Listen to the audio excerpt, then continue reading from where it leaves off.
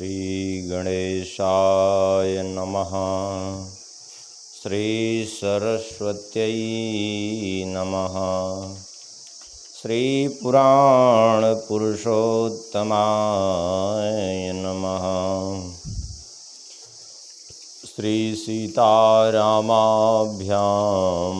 नमः। श्रीराधाकृष्णाभ्यां नमः। श्रीलक्ष्मीनारायणाभ्यां नमः। श्री उमामहेश्वराभ्यां नमः। श्रीवाणी हिरण्यगर्भाभ्यां नमः। श्रीशचीपुरन्दराभ्यां नमः। श्रीसिद्धिबुद्धिसहिताय श्रीमन्महागणाधिपतये नमः।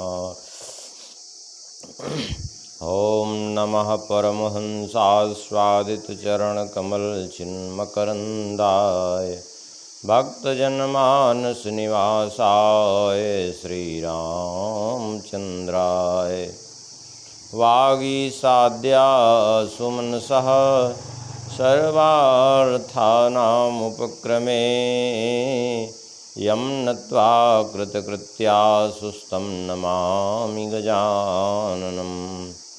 अखण्डमण्डलाकारं व्याप्तं येन चराचरं तत्पदं दर्शितं येन तस्मै श्रीगुरुवे नमः। दिव्याभापरिपूरिताङ्गममलं ध्यानस्थितं सर्वदा नित्यं भक्तिविभावितं मुनिवरं शास्त्रादिसञ्चिन्तकम्। भक्तिज्ञानसुधाभिभूतहृदयं वस्त्रं च शुभ्रं धृतं वन्देऽहं करुणाकरं शशिनिभं श्रीहर्षणं सद्गुरुं। दोर्भिर्युक्ता चतुर्भिस्फटिकमणिमयीमक्षमालां दधाना हस्तेनैकेन पद्मं सितमपि च शुकं पुस्तकं चापुरेण भासा कुन्देन्दुशङ्खस्फटिकमणिनिभा भासमाना समाना सा मे वाग्देवतेयं निवसतु वदने सर्वदा सुप्रसन्ना। अञ्जनानन्दनं वीरं जानकी शोकनाशनं कपीसमक्षहन्तारं वन्दे लङ्काभयङ्करं। रामं रामानुजं सीतां भरतं भरतानुजं सुग्रीवं वायुसूनुं च प्रणमामि पुनः पुनः। नमोऽस्तु रामाय सलक्ष्मणाय देव्यै च तस्यै जनकात्मजायै। नमोऽस्तु रुद्रेन्द्रयमानिलेभ्यो नमोऽस्तु चन्द्रार्कमरुद्गणेभ्यः। कान्तिश्रितामृषतिनिन्दितशारदेन्दुर्यत्रैकतो विलसितां सिताङ्गशोभां वृन्दावनेऽपि कृत्यामुनगाङ्गसङ्गं। श्रीराधामुकुन्दयुगलं तदहं नमामि। यं प्रव्रजन्तमनुपेतमपेतकृत्यं द्वैपायनो विरहकातर आजुहाव पुत्रेति तन्मयतया तरवोऽभिनेदुस्तं सर्वभूतहृदयं मुनिमानतोऽस्मि। नारायणं नमस्कृत्य नरं चैव नरोत्तमं देवीं सरस्वतीं व्यासं ततो जयमुदीरयेत्। भक्तभक्ति भगवंत गुरु चतुर्नाम बपुएक इनके पद वंदन किए नासे विघ्न अनेक। बुद्धिहीन तनु जानिके सुमिरो पवन कुमार बल बुद्धि विद्या देहु मोहि हरहु कलेश विकार। चार युगन में भक्त जे तिनके पद की धूरी सर्वसु सिर धरि राखी हों मेरी जीवन मोरी। श्री हरिजु आय विराजिए। सुनो कथा इतिहास, तुम श्रोता भागवत के तव पद रज हम दास। तुम पीछे जो और हो श्रोता हैं रस खान, तिनके सकल मनोरथ पुरवहु श्री भगवान। गौरी गणेश महेश हरि रवि सुख सारद व्यास। संत गंग गायत्री गुरु नमन करत प्रभुदास। गोविंद जय जय गोपाल जय जय।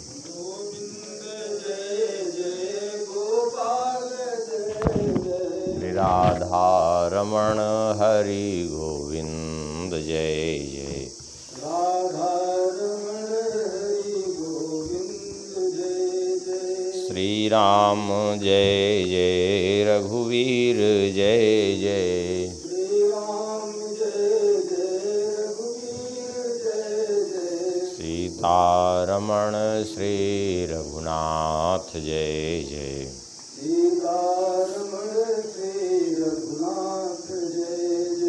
गोविंद जय जय गोपाल जय जय।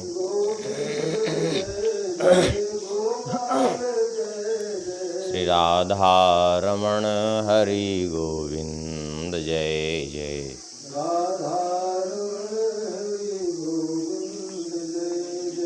गोविंद जय जय गोपाल जय जय।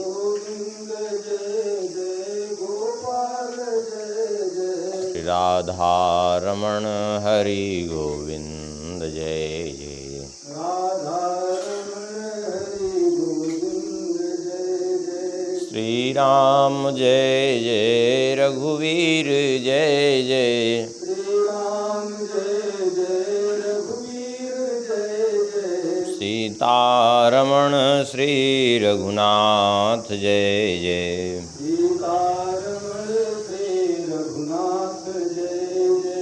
श्री राम जय जय रघुवीर जय जय। श्री राम जय जय रघुवीर जय जय। सीता रमण श्री रघुनाथ जय जय। सीता रमण श्री रघुनाथ जय जय। गोविंद जय जय गोपाल जय जय।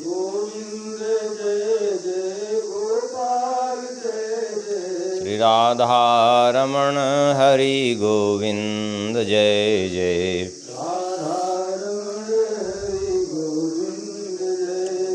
श्री राधा रमण हरि गोविंद जय जय।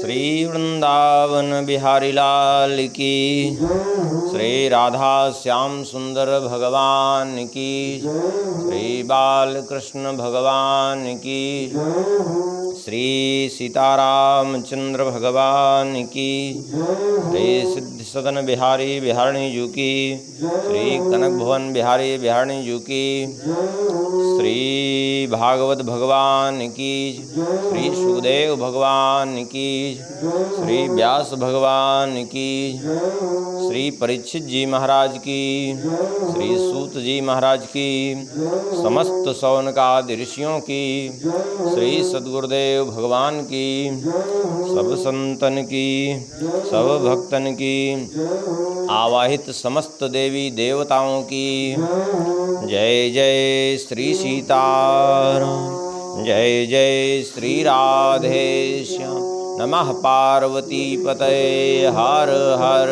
महादेव। हरिशरणम। परम मंगलमय प्रात पर अखिलेश्वर, अकारण करुणावरुणालय भक्तवांछा कल्पतरु, भगवान की महती कृपा करुणा से भगवान के ही वांग्मय स्वरूप श्रीमद् भागवत जी के माध्यम से कल तक के प्रसंग में श्रवण किए थे चतुर्थ स्कंद पंचम स्कंद तक की कथा, नरकों का वर्णन अंत में किया था भगवान श्री सुखदेव जी ने। जब नरकों का वर्णन परीक्षित जी ने सुना तो परीक्षित जी ने श्री सुखदेव जी से प्रश्न किया, भगवान आपने जितने नरकों का वर्णन किया ये अत्यंत भयावह हैं।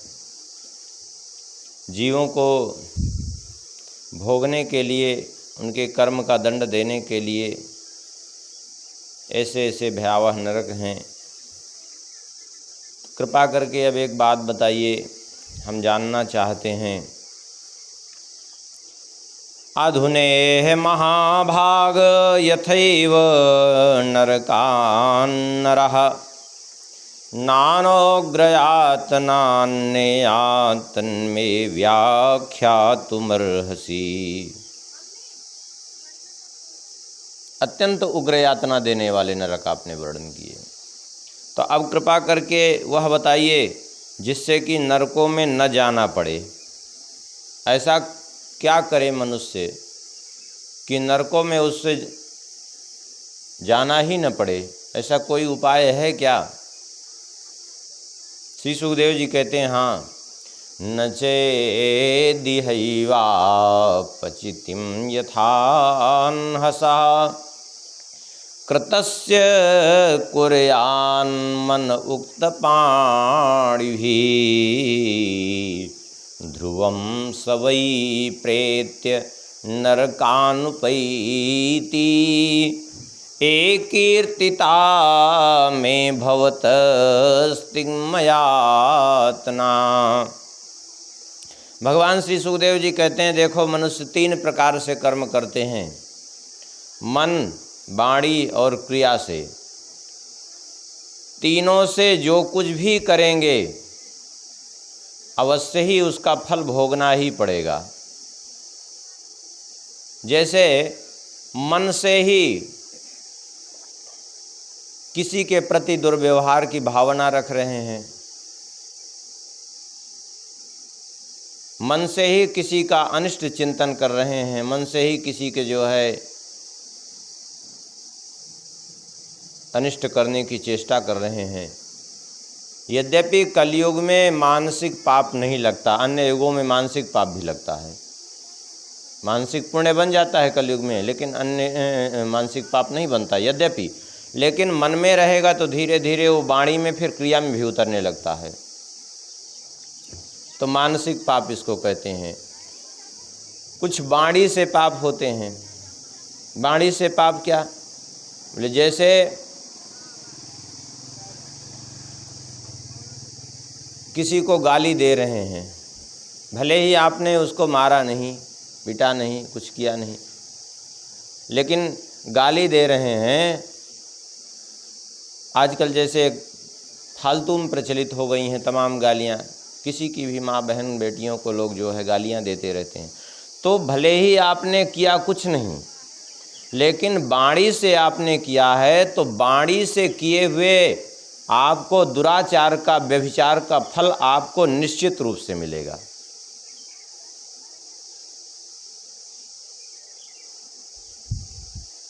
वाणी से जो किया है उसका फल अवश्य मिलेगा आपको।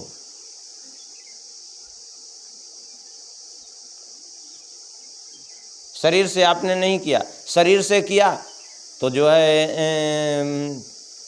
करेंगे क्या कि लोहे की प्रतिमा जलती हुई उससे आपको आलिंगन कराएंगे। अब वाणी से किया है तो फिर जो है उसके हिसाब से यातना देंगे कि क्योंकि जिह्वा का आपने उपयोग किया है तो जिह्वा आपकी जो है लोहे के उससे दागेंगे, बार बार गर्म करके लोहा पिलाएंगे, क्या करेंगे? क्योंकि वाणी से तो आपने किया है, गाली तो दी है दूसरे को, दूसरे के माँ बहन बेटियों के लिए जो है आपने व्यभिचार शब्द का प्रयोग तो किया है। तो ये वाणी से किया हुआ पाप। अथवा किसी की निंदा कर रहे हैं, वाणी से ये पाप है। पर निंदा सम अघ्न गरीसा, दूसरे की निंदा के समान कोई पाप नहीं। और निंदकों की भी लिस्ट है, किसकी किसकी निंदा से क्या क्या फल मिलता है। साधु की निंदा करने से क्या होता है, ब्राह्मण की निंदा करने से क्या होता है, वेद की निंदा से, ये सब एक विस्तृत विषय बहुत वर्णन है ग्रंथों में। अच्छा, जो सबकी निंदा करते हैं, बोले सबकी निंदा, जो जन सबका ही निंदा करहीं सोई चमगादुर होई अवतरहीं, काकभूषुंडी जी ने कहा। अब ये चमगादड़ होके क्यों इनका जन्म होता है, इसका भी एक रहस्य है। क्या? बोले चमगादड़ मुख से ही भोजन करता है और मुख से ही मल त्याग करता है, तो इसीलिए चमगादड़ के रूप में उसका जन्म होता है। नरक की यातना भोगने के बाद चमगादड़ रूप में, क्योंकि वो मुख से ही मल त्याग करता है, अर्थात तुमको जो है दूसरे की गंदगी ही अपने मुख में भरनी थी, तो तुम अपनी ही गंदगी लो, भोगो। सब चीज़ के पीछे रहस्य है। और ये नहीं कि पूरा नरक में भोग करके ख़त्म ही हो जाएगा, बचा खुचा यहाँ भी भोगना पड़ेगा। बचा खुचा उसका यहाँ भी जो है भोगना पड़ेगा। जैसे शास्त्रों में वर्णन है कि जो है, अब बहुत ज़्यादा वर्णन करने की ज़रूरत नहीं। जैसे मान लिया आपने कोई पाप किया, अब ये व्यभिचार जन्य ही पाप है। अब व्यभिचार जन्य पाप है तो शास्त्रों में वर्णन है कि जो है आपने व्यभिचार किया है तो वहाँ तो आपको भोगना पड़ेगा ही। लोहे की प्रतिमा से आलिंगन कराएंगे ही जलती हुई, और उसके बाद जब यहाँ जन्म होगा तो यहाँ जो है आपको चर्म रोग पकड़ेगा फिर। और उसका भी अलग अलग विधान है कि सगोत्रा से किए हैं तो श्वेत कुष्ठ होगा, और किस स्थिति में गलित कुष्ठ होगा। अब मान लिया शराब पिए हैं, वहाँ जाएंगे लोहा पिलाएंगे आपको जलता हुआ, गलाया हुआ, और यहाँ जन्म लेंगे तो बोले सुरापी श्यामदंत कह, फिर यहाँ काले काले दांत, आपको दांत कुछ दिन में काले पड़ने लगेंगे।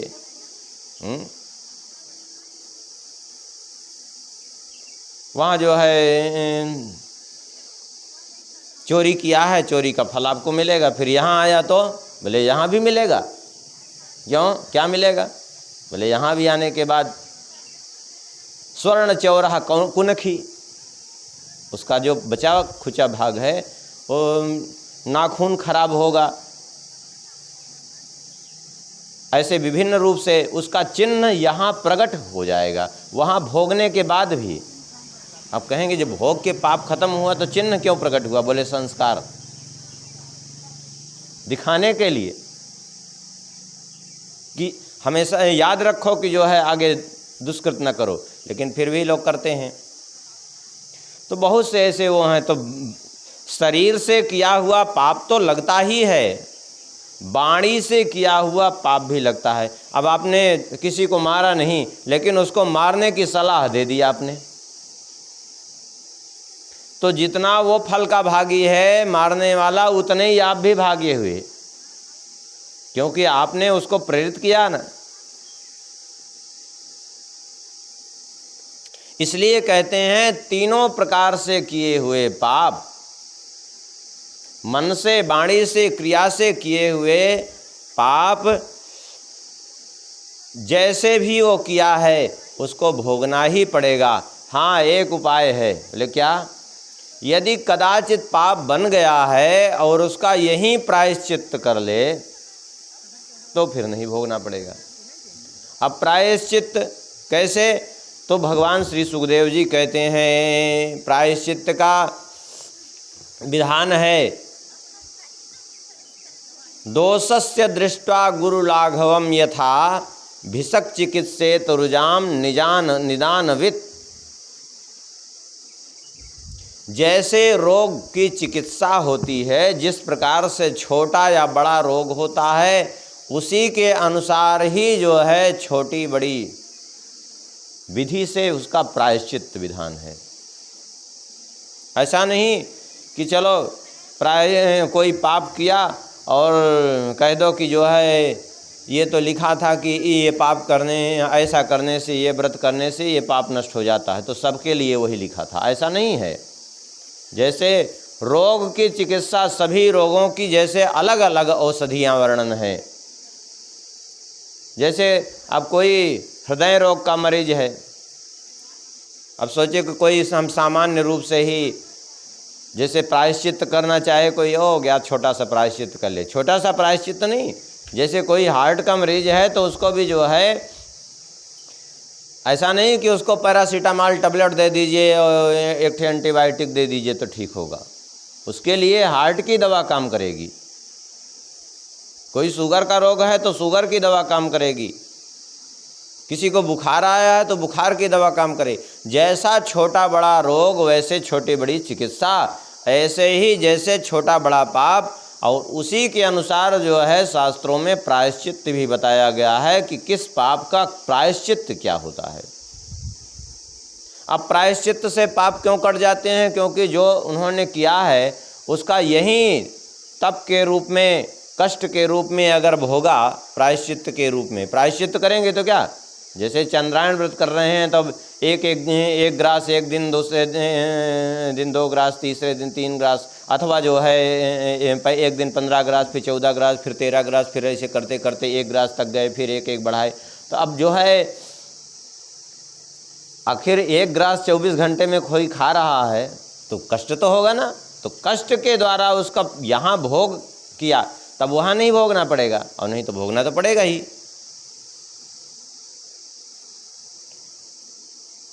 परीक्षित जी ने कहा, भगवान ये बात तो ठीक है, लेकिन एक समस्या है इसमें भी। क्या? क्वचिन्निवर्तते भद्रात् क्वचित् चरति तत्पुनः प्रायश्चित्तमतो पार्थं मन्ये कुंजरशौचवत्।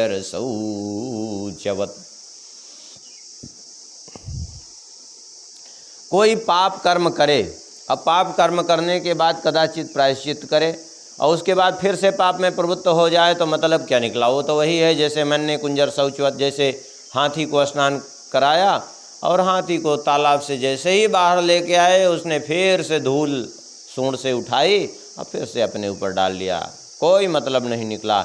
ऐसे ही पाप फिर से करेगा तो मतलब क्या निकलेगा?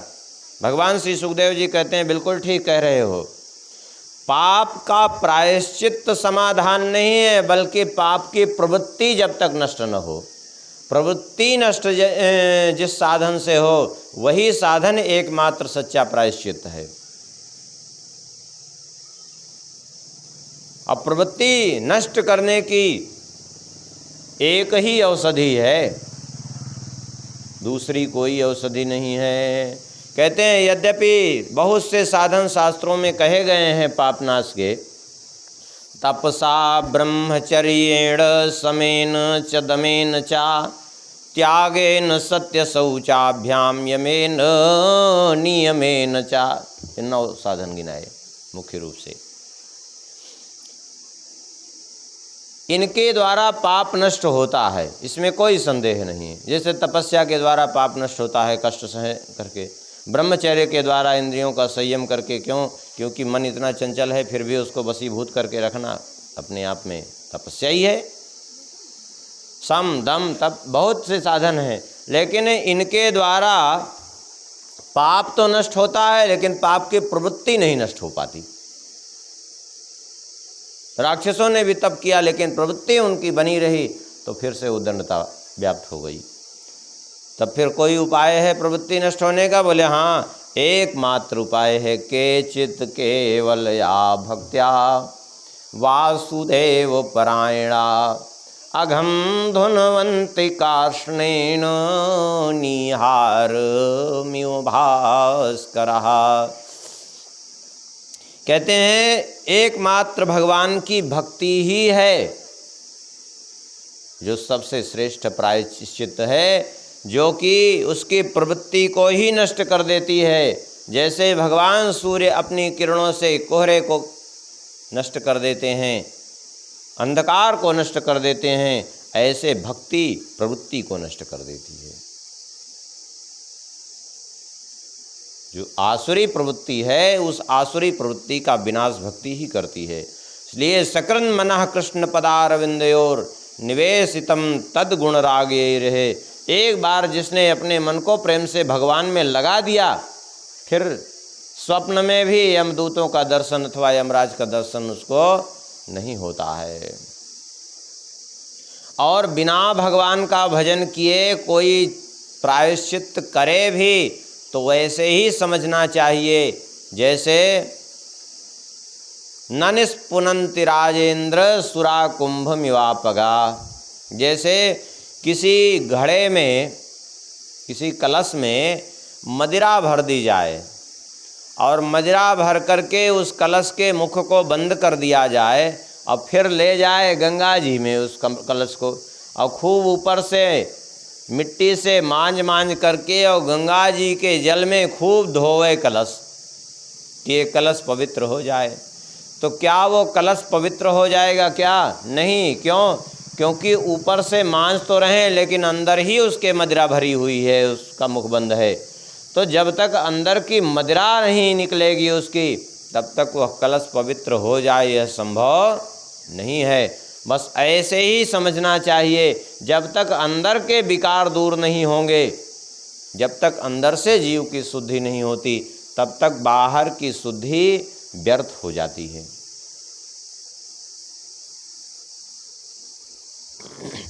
और इसी पर एक चरित्र सुना रहे हैं। कन्नौज का रहने वाला एक ब्राह्मण जिसका नाम था अजामिल।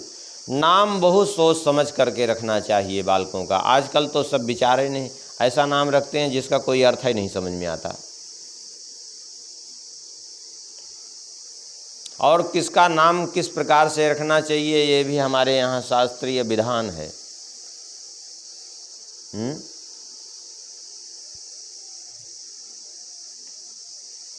ब्राह्मण का नाम किस प्रकार से रखना चाहिए, क्षत्रिय का नाम किस प्रकार से रखना चाहिए। जैसे ब्राह्मण का नाम रखना चाहिए ये भी शास्त्र विधान है। ब्राह्मण का नाम रखना चाहिए तो कैसे रखना चाहिए? बोले भगवान से जुड़ा हुआ गौरवान्वित करने वाला नाम हो।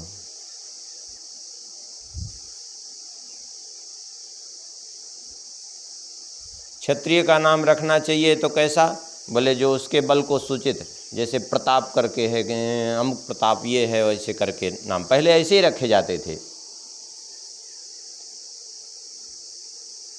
वैश्य का नाम रखना चाहिए तो कैसे? बोले जैसे किसी की कृपा सूचक नाम साबित करते हुए, जैसे लक्ष्मी प्रसाद कह दिया, इस ढंग से। शूद्र का नाम रखना चाहिए तो किस ढंग से रखना चाहिए कि दासत्व भाव को प्रेरित करने वाला। तो ऐसे सबका अलग अलग। लेकिन इसका नाम क्या रखा? बोले अजामिल। माता पिता ने नाम रखा अजामिल और ये सही में अजामिल हो गया ये विचार। मात पिता नाम अजामेल धर्यो साचे भयो, भयो अजामेल तिया छूटी शुभ जाति की। नाम रखा, अजा माने माया और मेल माने उसके साथ मिलना, तो नाम हो गया अजामिल। तो सही में ये माया क्या है? स्त्री को नारी विष्णु माया प्रकट कहा और उसी से जाके मिला ये। इसने जो है एक बार, यद्यपि पहले बहुत सदाचारी धर्मात्मा था, लेकिन एक बार एक वेश्या को इसने देखा एक शूद्र के साथ रमण करते हुए वन से लौटते समय, और इसका मन धोखा दे गया। और अंत में बहुत समझाने की चेष्टा की, जब मन नहीं माना तो जाके उसी वेश्या के साथ निवास करने लगा। परिणाम यह हुआ कि माता पिता पवित्र पतिव्रता पत्नी सबका परित्याग करके उसी के साथ रहा। और इतना ही नहीं, उसी के द्वारा 9 बच्चे पैदा किए इसने। 10वां गर्भ में था, संयोग से गांव में कुछ महात्मा पधारे। महात्माओं ने गांव में किसी व्यक्ति से पूछा कि भाई देखो, यहाँ यदि किसी सदाचारी ब्राह्मण का घर हो तो बताओ, जिसके यहाँ कम से कम हम कुछ जल आदि ग्रहण कर सकें। तो जिससे पूछा वो दुष्ट व्यक्ति था। उसने महात्माओं को परेशान करने के लिए कह दिया कि ठीक है एक अजामिल नाम का बड़ा सदाचारी ब्राह्मण है। महात्मा सरल भाव से चले गए और जब वहाँ पहुँचे तब वास्तविकता का बोध हुआ। वापस सोने लगे, लेकिन उस वेश्या ने चरण पकड़ लिए, बोले कृपा करिए। तो रुक गए, और जो रुक गए तो वो जो है जान तो गए ही थे महात्मा लोग कि ये दुराचारी है और ये वेश्या है, लेकिन अभी एक स्वभाव होता है महापुरुषों का कि थोड़ा भी उनके प्रति कोई करता है तो किसी के ऋणी बन कर के रहना महापुरुषों के स्वभाव में नहीं होता। उसका कल्याण कहीं न कहीं से कर ही देते हैं, चाहे जैसे भी कर दें।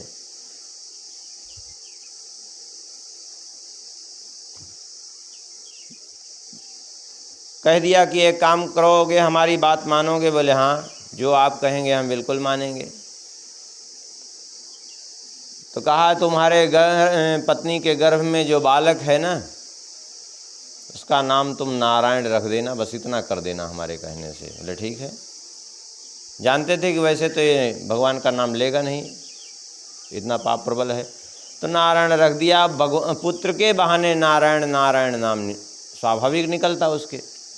परिणाम ये हुआ कि जब उसकी मृत्यु आई, 88 वर्ष की अवस्था थी, मृत्यु का समय आया तो यमदूतों को देख करके पुकारा जोर से नारायण, लेकिन अंत में कंठ अवरुद्ध हो जाता है तो वाणी तो निकली नहीं। बालक खेल रहा था, बालक को तो कुछ नहीं सुनाई पड़ा, लेकिन अंतर से भी वाणी प्रकट हो तो बाहरी कोई व्यक्ति नहीं सुन सकता, लेकिन भगवान के पार्षद ये तो दिव्य होते हैं। तो पार्षदों ने आकर के यमदूतों को रोका, बोले तुम नहीं ले जा सकते, क्यों? हमारे स्वामी का नाम पुकार रहा है। अरे बोले आपके स्वामी का नाम नहीं पुकार रहा है, ये तो अपने पुत्र का नाम पुकार रहा है। भले ही पुत्र का नाम पुकारा, लेकिन ये नाम हमारे स्वामी का है, पुत्र के बहाने हमारे स्वामी का नाम लिया, इसलिए ये पाप मुक्त हो गया है, तुम नहीं ले जा सकते इसको। यमदूतों ने कहा ये कैसे पाप मुक्त हो गया, ये बात समझ में नहीं आ रही है, इसने तो अपने पुत्र का नाम लिया है। बोले पुत्र का नाम लिया है, हम भी इस बात को स्वीकार करते हैं, लेकिन किसी भी बहाने लिया तो आप अग्नि का जानबूझ करके स्पर्श करिए अथवा अनजाने में अग्नि छू जाए, लेकिन वो अग्नि क्या करेगी? जलाएगी कि नहीं जलाएगी? बोले हाँ जलाएगी। तो बोले ऐसे ही जानबूझ करके भगवान का नाम लिया जाए अथवा अनजाने में भगवान का नाम निकल जाए, लेकिन भगवान के जो नाम का प्रभाव है वह तो पड़ेगा ही। हरिर हरति पापानि दुष्ट चित्तैरपि स्मृतः अनिच्छयापि संस्पृष्टो दहत्येव हि पावकः। अनिच्छा से भी जैसे अग्नि का स्पर्श करने से वो जलाती है, ऐसे ही अनिच्छा पूर्वक भी भगवान का नाम लिया गया है तो पाप नाश करेगा ही। अनिच्छा पूर्वक कोई विष पी ले तो मरेगा कि नहीं मरेगा? और जानबूझ करके पिएगा तो भी उसका फल है मृत्यु। और अनजान में कोई पिला दिया उसको, अथवा अनजान में ही रखा है स्वयं ही पी लिया विष, तो भी मरेगा ही मरेगा वो। क्यों? क्योंकि वस्तु गुण जो है वो कभी किसी के श्रद्धा की अपेक्षा नहीं रखती। अनजान में कोई औषधि खा ली है तो भी वो जो है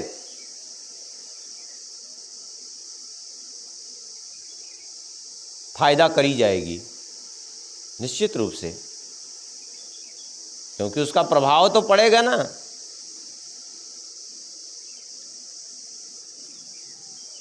इसलिए कभी भी जो है भगवान का नाम चाहे जैसे भी लिया जाए, भगवान का नाम तो ऐसा है कि भगवान का नाम कोई ले तो भगवान भी उसके ऋणी हो जाते हैं। स्वयं भगवान ने ही कहा है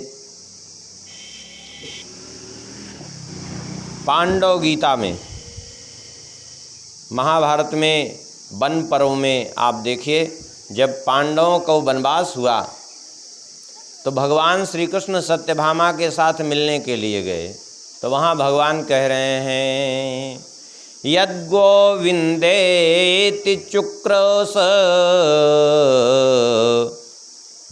कृष्णाम माम दूरवासिनम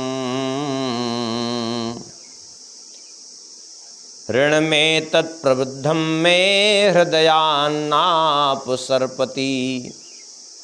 कहा द्रौपदी ने मुझे गोविंद कह करके पुकारा, हे गोविंद द्वारिकावासिन कह करके पुकारा, उसके कारण उसका ऋण मुझ पर इतना बढ़ गया है।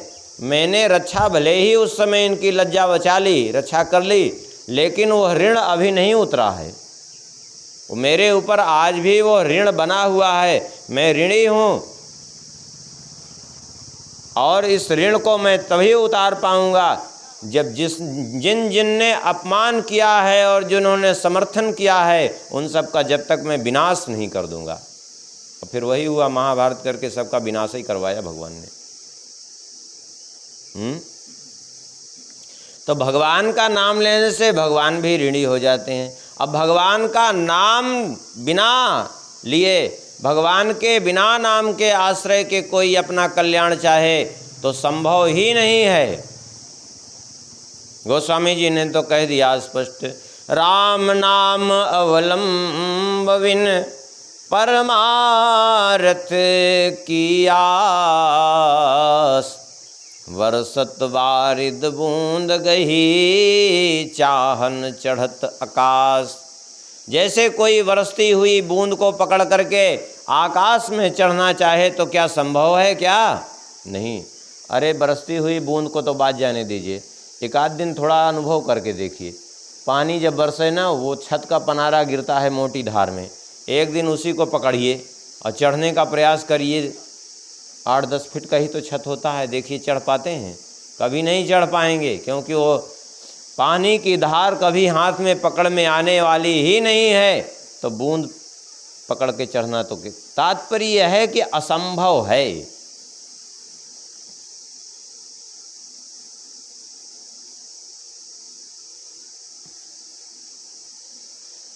गोस्वामी जी ने विनय पत्रिका में बहुत बढ़िया बात कही, राम राम राम जी है, जो लो तू न जपी है, तौलो तू कहूँ जाए, तीनों ताप तपी है। जब तक अपनी जिह्वा से राम राम जप नहीं करोगे, भगवान का नाम जप नहीं करोगे, तब तक कहीं भी चले जाओ, त्रिताप से मुक्त होना संभव नहीं है। यहाँ तक कि सुरसर तीर बिन नीर दुख पाई है, सुर तरु तर तो है दारिद सताई है। गंगा जी के किनारे अगर पड़े रहोगे तो भी प्यासे मरोगे। हाँ, बिना भगवान के नाम के आश्रय के। भगवान के नाम में श्रद्धा नहीं है तो गंगा जी के किनारे भी प्यासे रहोगे। अब आज प्रत्यक्ष देखने को भी मिलता है, नहीं विश्वास हो तो जाके देखिए गंगा जी के किनारे। आप कितने लोग जो है गंगा जी के तट पे रहते हैं, आएंगे माघ मेला स्नान करने, दर्शन करने, और वहाँ भी बिस्लेरी की बोतल ढूंढते हैं। अब बताइए, दुर्भाग्य नहीं है तो क्या है? साक्षात अमृत प्रवाहित हो रहा है, गंगा जी के रूप में साक्षात भगवान की कृपा प्रवाहित हो रही, भगवान का चरणोदक। लेकिन वहाँ भी क्या ढूंढते हैं?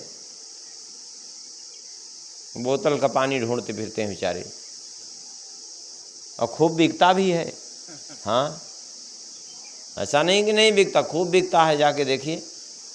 अब जी दुर्भाग्य नहीं है तो क्या है ये? कल्प वृक्ष के नीचे बैठे रहोगे तो भी दरिद्रता साथ नहीं छोड़ेगी यदि भगवान के नाम का आश्रय नहीं है। एक बार श्री नारद जी पृथ्वी पर भ्रमण कर रहे थे। उन्होंने देखा कि एक वृद्धा माता जी थी, बड़ी वृद्ध हो गई थी, बुढ़िया थी बेचारी, आगे पीछे उनके कोई था नहीं, और वो मिट्टी खोद खोद करके लाती, उसको भिगोती और फिर उसके चूल्हे बनाती, और चूल्हे बना बना करके सुखाती, उसको बेचती थी। चूल्हे बढ़िया बनाती थी वो, इसलिए लोग खरीद खरीद के ले जाते थे। ऐसी अवस्था देख करके नारद जी को बड़ी दया आई। नारद जी ने सोचा, ये वृद्धा माता जी, इनके आगे पीछे भी कोई है नहीं, और ये इतना मेहनत इनको करनी पड़ रही है इस अवस्था में भी, चलो क्यों न इनको स्वर्ग ले चले। नारद जी ने कहा, आप बड़ी वृद्ध हो गई हैं, परेशान रहती हैं, लेकिन आप चिंता मत करो, अपने नेत्र बंद करो। फिर नेत्र बंद किया।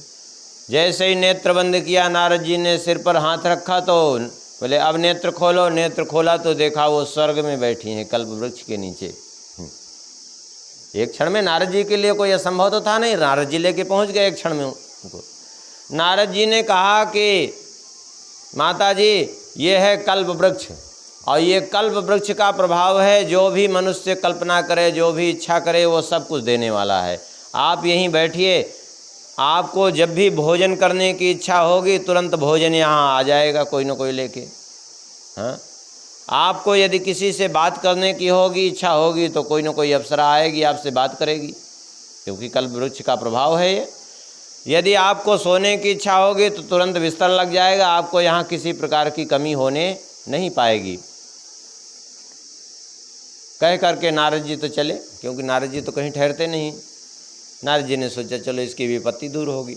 अब वो बुढ़िया बेचारी बैठी थी वहाँ कल्प वृक्ष के नीचे, थोड़ी देर इधर उधर चारों ओर देखा, बोले बहुत बढ़िया शीतल मंद सुगंध वायु है, कितना बढ़िया वातावरण है, लेकिन सब कुछ तो ठीक है, लेकिन यहाँ मिट्टी नहीं है, और मिट्टी होती तो कम से कम मैं चूल्हे तो बना लेती।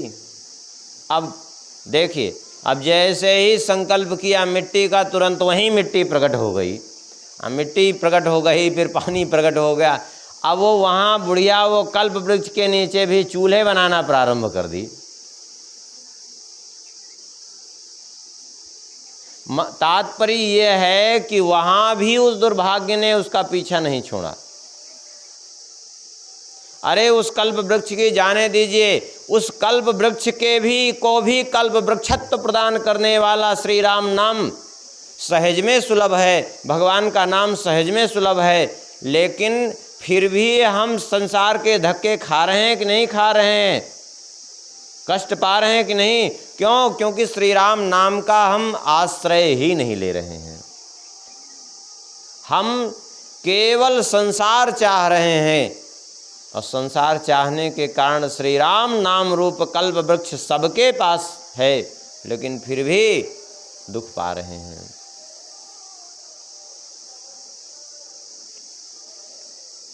इसलिए कहते हैं गोस्वामी जी, सुरतर उतर तो है दारिद्र सताई है, जागत बागत सपने ना सुख सोई है, जन्म जन्म जुग जुग जग रोई है।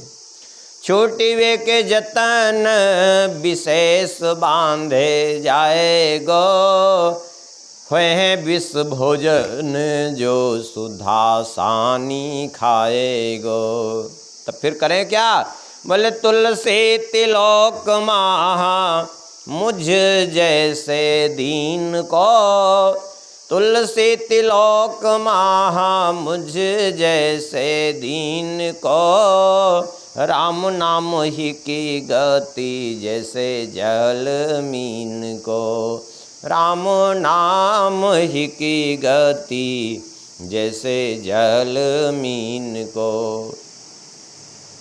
एकमात्र श्री राम नाम का आश्रय ले लो तो सारी समस्या सब अपने आप दूर हो जाएगी। इसलिए बिना भगवान के नाम के आश्रय के जीवन सर्वथा व्यर्थ है। भगवत पार्षदों ने कहा कि अयम ही कृत निर्वेशो जन्म कौटिन्ह सामपि, यद व्याजहार विवशो नाम स्वस्तिनम हरे। इसने एक नहीं करोड़ों करोड़ों जन्मों के पापों का प्रायश्चित कर लिया है, भले ही इसने उच्चारण किया अपने पुत्र के बहाने नाम। देखिए, अजामिल ने भगवान का नाम उच्चारण नहीं किया था, यद्यपि पुत्र का नाम ही उच्चारण किया था, लेकिन भगवान का नाम भी नारायण तो है ही है, पहले से अनादि है वो। भगवान का नाम वैसे लेना नाम कहलाता है, लेकिन किसी अन्य कारण से यदि भगवान का नाम उच्चरित हो रहा है तो वो नाम नहीं नामाभास कहलाता है। नाम का आभास मात्र है वो, लेकिन फिर भी नामाभास में भी यह सामर्थ्य है कि वो जीव को समस्त पापों से मुक्त कर देती है। और बिना भगवान का नाम का आश्रय लिए कोई यदि भगवान को प्राप्त करना चाहे तो उसके लिए स्वप्न में भी संभव नहीं है। अरे भगवान की तो बात जाने दीजिए, भगवान का नाम चाहे जैसे सांकेत्यम पारिहास्यम व स्तोभम हेलन में चा वैकुंठ नामक ग्रहणम अशेषाघरम विदु, संकेत से, हास परिहास से, अवहेलना पूर्वक किसी भी तरह से नाम लिया जाए, गिरते पड़ते भी लिया जाए तो पाप नष्ट होगा। भगवान का नाम तो दूर, संसार का कोई व्यक्ति भी, संसार की कोई वस्तु भी बिना नाम के आपको नहीं मिलेगी। जैसे मान लिया आप किसी व्यक्ति का नाम नहीं जानते हैं, भले ही उस व्यक्ति को आप पहचानते हैं, ना उसका नाम जानते हैं, ना उसके गांव का नाम जानते हैं, ना उसके ज़िले का नाम जानते हैं, ना प्रदेश का नाम जानते हैं। अब उस व्यक्ति को आप पहचानते भले ही हैं, लेकिन क्या आप उस व्यक्ति को ढूंढ सकते हैं? क्या नहीं ढूंढ सकते। लेकिन आप भले ही किसी व्यक्ति को पहचानते नहीं, लेकिन उसका नाम, उसके गांव का नाम, पता सब आपको ज्ञात है, तो आप उसको ढूंढ सकते हैं कि नहीं ढूंढ सकते? पूछते हुए चले जाएंगे, भले ही आप नहीं पहचानते हैं उसको, वो मिल जाएगा व्यक्ति। कोई वस्तु है, आपको मान लिया वस्तु आप पहचानते भी हैं, और किसी किराना की दुकान पे जाइए, वस्तु का नाम नहीं जानते, वस्तु पहचानते हैं, अब आप उससे कह दीजिए कि हमको वो चीज़ दे दो, वो क्या देगा बेचारा? उसका भी दिमाग खराब हो जाएगा, भगा ही देगा, फिर कुछ देर देखेगा नहीं तो। अब आप नाम जानते हैं किसी वस्तु का, किसी वस्तु का नाम जानते, बहुत सी चीज़ें हैं जिसका नाम नहीं जानते। जैसे पंसारी की दुकान पे बहुत सी चीज़ें मिलती हैं, लोग नाम नहीं जानते, लेकिन कोई लिख देता है, कोई वैद्य लिख देता है दवा के लिए और कहता है कि जब वो अमुक चीज़ ले लेना पंसारी की दुकान से। अब वो नाम नहीं जानता, लेकिन जाके नाम बता देता है तो वो मिल जाती है वो वस्तु की नहीं मिल जाती। और पहचानता भी रहे, नाम न जानता रहे तो वो वस्तु मिलने वाली नहीं है, सीधी बात है। ऐसे ही बिना भगवान के नाम के आश्रय के भगवान मिलने वाले नहीं हैं, चाहे कुछ भी कर लीजिए। हाँ, मुसीबत भले मिले, ऐसे व्यर्थ का प्रयास करने से केवल कष्ट होगा, बाकी कुछ नहीं। जैसे एक बार एक व्यक्ति था, गया ससुराल, अब उसने कभी वो पकौड़ी नहीं खाई थी, अब वो ससुराल में पकौड़ी बनी थी। अभी क्या कर रहे हो बीच में? पकौड़ी को कहीं कहीं फुलौरी कहते हैं, पकौड़ी को कहीं कहीं फुलौरी कहते हैं, फूल जाती है इसलिए फुलौरी कहते हैं। अब वो वहाँ जो है उसको बन गई नहीं थी वो पकौड़ी, फुलौरी। अब वहाँ उसको थोड़ा स्वादिष्ट लगी वो फुलौरी।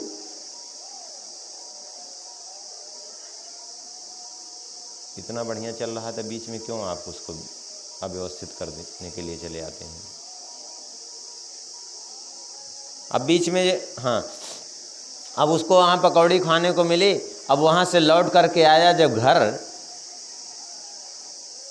अब वहाँ कई दिन रह गया था, तो एक दिन अपनी पत्नी से कहा कि वो बनाओ जो वहाँ बनी थी ससुराल में, तुम्हारे मैके में जो बनी थी उसको बनाओ। उन्होंने कहा कि रोज़ अलग अलग चीज़ बनती थी, क्या बनी थी? अरे कुछ नाम तो बताओ। अरे बोले वही बनाओ जो बनी थी उस दिन, बड़ी अच्छी लगी थी। अरे बोले बड़ी अच्छी, क्या चीज़, उसका नाम तो बताओ। बोले नहीं, नाम नहीं बता पाया, क्योंकि नाम जानता ही नहीं था, वो याद ही नहीं आ रहा था उसको। अब वो बार बार कहा, पत्नी ने कहा कि बताओ तो क्या जो है इतनी देर से कह रहे हो, उसको बनाओ उसको। अरे ऐसे किसको बनाए? अब उसको गुस्सा आया, गुस्से में आकर के उसने पत्नी को कई थप्पड़ मारा। अब ऐसा मारा थप्पड़ कि उसका पूरा गाल वाल फूल गया। रो रही थी पत्नी। अब पत्नी रो रही थी, तब तक जो है पड़ोसन आई, अब पड़ोसन ने देखा तो पूछा कि क्यों ऐसे हो किया, क्यों रो रही हो, और ये क्या हुआ? बोले देखो ये हमको मारे हैं। तो उसने कहा कि जो है तुमको लज्जा नहीं आती, मारे हो अपनी पत्नी को, पूरा फुलौरी जैसे गाल फूल गया है। अरे बोले यही तो कह रहे थे बनाने के लिए। अब देखिए जैसे उसने कहा फुलौरी जैसा गाल फूल गया है, उसको नाम ध्यान आ गया। अब नाम ध्यान आ गया तो फट से फुलौरी बन गई, और नाम नहीं मालूम था तो कुछ नहीं। तो जब सामान्य एक चीज़ नहीं मिल सकती आपको बिना नाम के, तो भगवान कैसे बिना नाम के मिल जाएंगे? इसलिए नाम अत्यंत अत्यंत आवश्यक है। बहुत लोग कहते हैं अरे नाम से क्या होगा, ये तो सामान्य साधन है, प्राइमरी साधन है। चलो बहुत अच्छी बात है, आप कहते हैं प्राइमरी साधन है नाम। तब हम आपसे पूछते हैं कि भगवान शंकर जी क्या करते हैं दिन रात? तुम पुण्य राम राम दिन राती, सादर जपहु अनंग अराती। दिन रात तो राम राम करते हैं, वो प्राइमरी साधन में लगे हैं क्या? हाँ, शंकर जी कोई सामान्य है क्या? ध्रुव सगलानी जप्यु हरिनाम, पायो अचल अनुपम ठाम। पार्वती जी भी क्या करती हैं? सहस नाम सम सुनी सेव बानी, जपि जेई पिय संग भवानी। वे भी निरंतर राम राम रटती रहती हैं। गणेश जी क्या करते हैं? गणेश जी कितने बड़े राम नाम जापक हैं, कितने बड़े भगवान के भक्त हैं गणेश जी। अगर देखना हो तो ब्रह्म वैवर्त पुराण गणपति खंड उठा करके देखिए। जन्म से ही इतने बड़े भक्त हैं कि निरंतर राम राम रटते रहते हैं। और गोस्वामी जी ने यही बात तो कह दी, महिमा जासो जान गण रावू, प्रथम पूजियत नाम प्रभाव। नारद जी, सनकादिक, ब्रह्मा जी सभी भगवान का नाम ही जपते रहते हैं। आप इनसे भी श्रेष्ठ हो गए हो क्या? जो कहते हो प्राइमरी साधन। अच्छा, कुछ लोग कहते हैं कि आज एक परंपरा ही चलती है, एक तू सच्चा एक तेरा नाम सच्चा। अरे जब स्वीकार ही कर रहे हो एक तू सच्चा एक तेरा नाम सच्चा, तो नाम लो फिर। ये रटने से क्या फ़ायदा है? तू सच्चा तेरा नाम सच्चा, तू सच्चा तेरा नाम सच्चा। इससे अच्छा नाम ही लो जब नाम सच्चा ही है। अरे अंत में स्वीकार करते हो राम नाम सत्य है, तो पहले ही स्वीकार कर लो तो जीवन धन्य हो जाएगा, फिर दशा ही क्यों खराब होगी।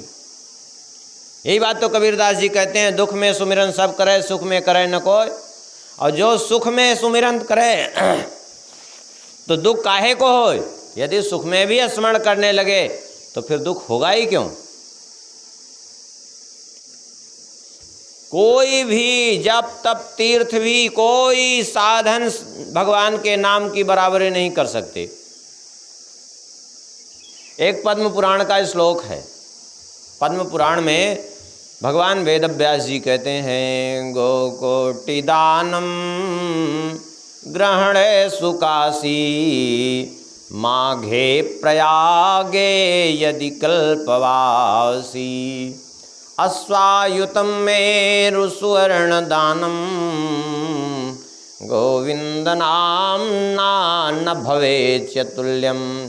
एक नहीं करोड़ों गौओं का दान कोई ग्रहण के समय काशी में करे। एक गोदान की बड़ी महिमा है। और एक नहीं कह रहे हैं करोड़ गौ का दान करे, वो भी कब? बोले ग्रहण का काल में। ग्रहण काल में वैसे भी सर्वे व्यास समाद्विजाः, सभी ब्राह्मण व्यास जी के समान सत्पात्र होते हैं। और ग्रहण काल में जो भी दिया जाता है उसका बहुत अधिक फल प्राप्त होता है।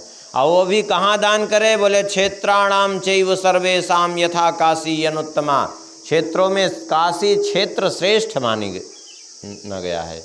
अब ऐसी काशी में ग्रहण काल में करोड़ गौओं का दान किया जाए, कितनी महिमा होगी।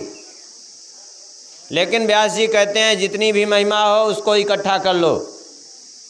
और माघे प्रयागे यदि कल्पवासी, प्रयाग में माघ में कल्पवास करने का फल कितना है। कल्पवास करने का फल, वो कल्पवास करने का फल मत जोड़िए, पहले गंगा जी की महिमा समझिए।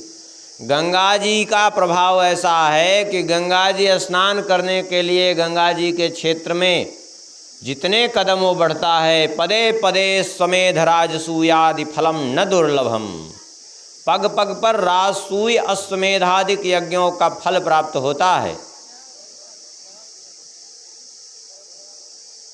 और अन्य क्षेत्रों में गंगा जी के जितना स्नान करने का फल प्राप्त होता है उसका 10 गुना फल प्राप्त होता है जहाँ पर्वत के निकट से गुजर रही हैं, पर्वत से सटी हुई, जैसे विंध्याचल में। और उसका भी 10 गुना काशी में प्राप्त होता है, और उसका भी 10 गुना फल प्राप्त होता है प्रयाग में। माने सामान्य जगहों पर स्नान करने का 1000 गुना फल प्रयाग में प्राप्त होता है। और ऐसे समय वो भी जब माघ मकर गति रब जब होई, तीर्थ पति आओ सब कोई, जब मकर राशि पे सूर्य पहुँचते हैं तो संपूर्ण तीर्थ आकर के वहीं प्रयाग में निवास करते हैं, पृथ्वी के संपूर्ण तीर्थ। इसीलिए वहाँ माघ मेला में कल्पवास का विधान है, क्योंकि माघ में वहाँ रहने का मतलब जैसे राजा का दरबार लगा हो तो वहाँ जाएंगे तो सभी एक साथ आपको मिल जाएंगे, क्योंकि राजा के दरबार में सभी हैं। ऐसे ही जब वहाँ सभी उस समय सभी तीर्थ विद्यमान रहते हैं तो वहाँ स्नान करने से सभी तीर्थों में स्नान का फल प्राप्त होगा, ये सोच के वहाँ। तो प्रयाग में कल्पवास का जितना फल प्राप्त होता है उसको भी इकट्ठा कर लीजिए। और अश्वायुतम 10,000 अश्वमेध यज्ञ का फल इकट्ठा कर लीजिए। एक अश्वमेध यज्ञ कोई कर ले तो संपूर्ण जगत के बध के पाप से भी मुक्त हो जाता है वो। 10,000 अश्वमेध यज्ञों का फल। और सुमेरु पर्वत के बराबर स्वर्ण दान का फल इकट्ठा कर लीजिए। और सबको तराजू के एक पलड़े पर रख दीजिए, दूसरे पलड़े पर भगवान का नाम। तो गोविंद नाम ना न भवे चतुल्यम, भगवान के नाम की बराबरी करने में कोई भी समर्थ नहीं है। और यही इसका रूपांतर ही समझिए एक तरह से। एक संत हुए श्री ध्रुवदास जी महाराज, उन्होंने अपने एक कवित्त में लिखा है। श्री ध्रुवदास जी कहते हैं, मेरु सम हेम दान रतन अनेक दान। मेरु सम हेम मेरु माने सुमेरु पर्वत। मेरु सम हेम दान रतन अनेक दान। गज दान भूमि दान अन्न दान करहीं। मोतिन के तुला दान, मोतिन के तुला दान। मकर प्रयाग ज्ञान। मोतियों का तुला दान करे कोई, मकर राशि पे प्रयाग में स्नान करे। मोतिन के तुला दान मकर प्रयाग ज्ञान। ग्रहण में काशी दान चित्र मांझ धरहीं। ग्रहण में काशी मांझ दान चित्त मांझ धरहीं। सैयादान कन्यादान कोटि कोटि गौदान। सैयादान कन्यादान कोटि कोटि गौदान। इति करि पाप को ऊने कुनहि हरहीं। कृष्ण को हरि को नाम एक बार लेत ध्रुव।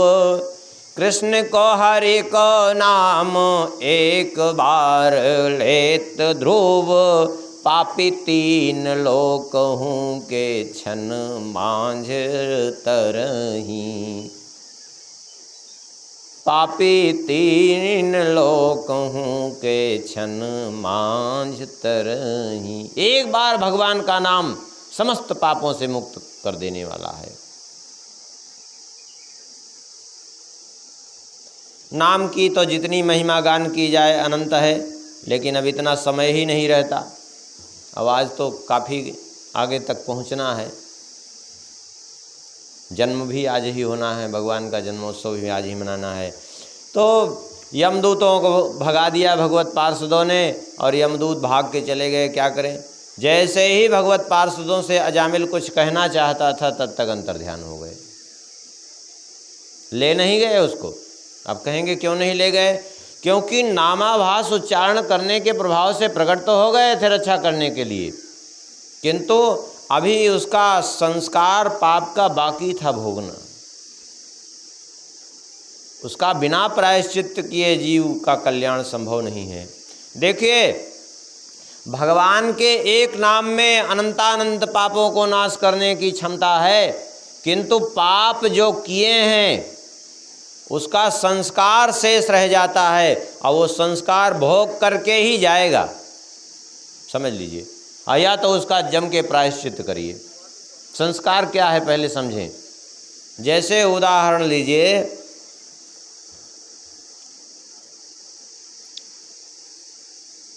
एक डिब्बा ले लीजिए आप, कोई मान लिया एक स्टील का डिब्बा ले लीजिए, और उसमें आप हींग भर के रख दीजिए।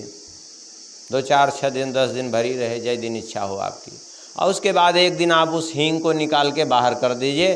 डिब्बे को धो मांझ करके अच्छी प्रकार से, बढ़िया साबुन निरमा से भी, और उसको पोंछ करके फिर से डिब्बा वैसे बंद करके रख दीजिए।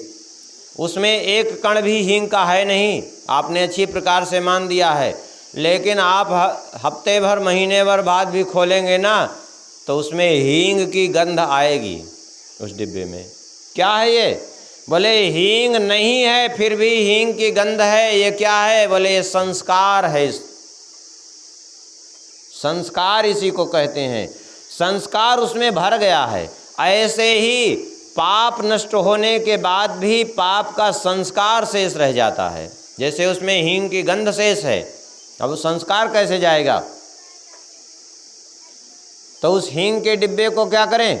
बोले 2 तरीके हैं। या तो उस हींग के डिब्बे को बाहर से अग्नि से तपा दीजिए, आग पे रख दीजिए थोड़ी देर, डिब्बा गर्म होगा जैसे वैसे ही हींग की गंध गायब हो जाएगी। अथवा उसी के भीतर ही 2 4 अंगारे डाल दीजिए। बाहर से तपा दीजिए या भीतर से तपा दीजिए। ऐसे ही समझ लीजिए कि या तो जो है संस्कार नष्ट होगा बाहर का शारीरिक कष्ट भोग करके, या तो मानसिक इतनी पीड़ा हो कि हाय हाय मैंने इतना अपराध किया, मानसिक हृदय जले, पश्चाताप हो, तो उससे संस्कार नष्ट होगा। और कोई उपाय नहीं है। इसी चाहे 100 करोड़ जन्म बीत जाएं, संस्कार रहेगा। न क्षीयते कृतम कर्म, स्वयं ब्रह्मा जी कह रहे हैं ब्रह्मवैवर्त पुराण में, न क्षीयते कृतम कर्म जन्म कोटि शतैरपि अवश्यमेव भोक्तव्यम कृतम कर्म शुभाशुभम। 100 करोड़ जन्म बीत जाने पर भी कर्म क्षीण नहीं होगा, भोगना ही पड़ेगा। अब उसको बाद में बड़ा पश्चाताप हुआ, हाय हाय हमने इतना बड़ा पाप किया, वेश्या का संग किया, ऐसे बच्चे पैदा किए। अब वहाँ से छोड़ करके चुपचाप कन्नौज से चल करके हरिद्वार पहुँचा, और हरिद्वार में जा कर के अत्यंत विकल था वो, अपने ऊपर पश्चाताप हो रहा था, और उसने कठोर तप करके प्रायश्चित्त किया, और उसके बाद फिर उसकी मृत्यु हुई तो भगवान के परम धाम का अधिकारी हुआ। इस प्रकार से अजामिल का उद्धार हो गया।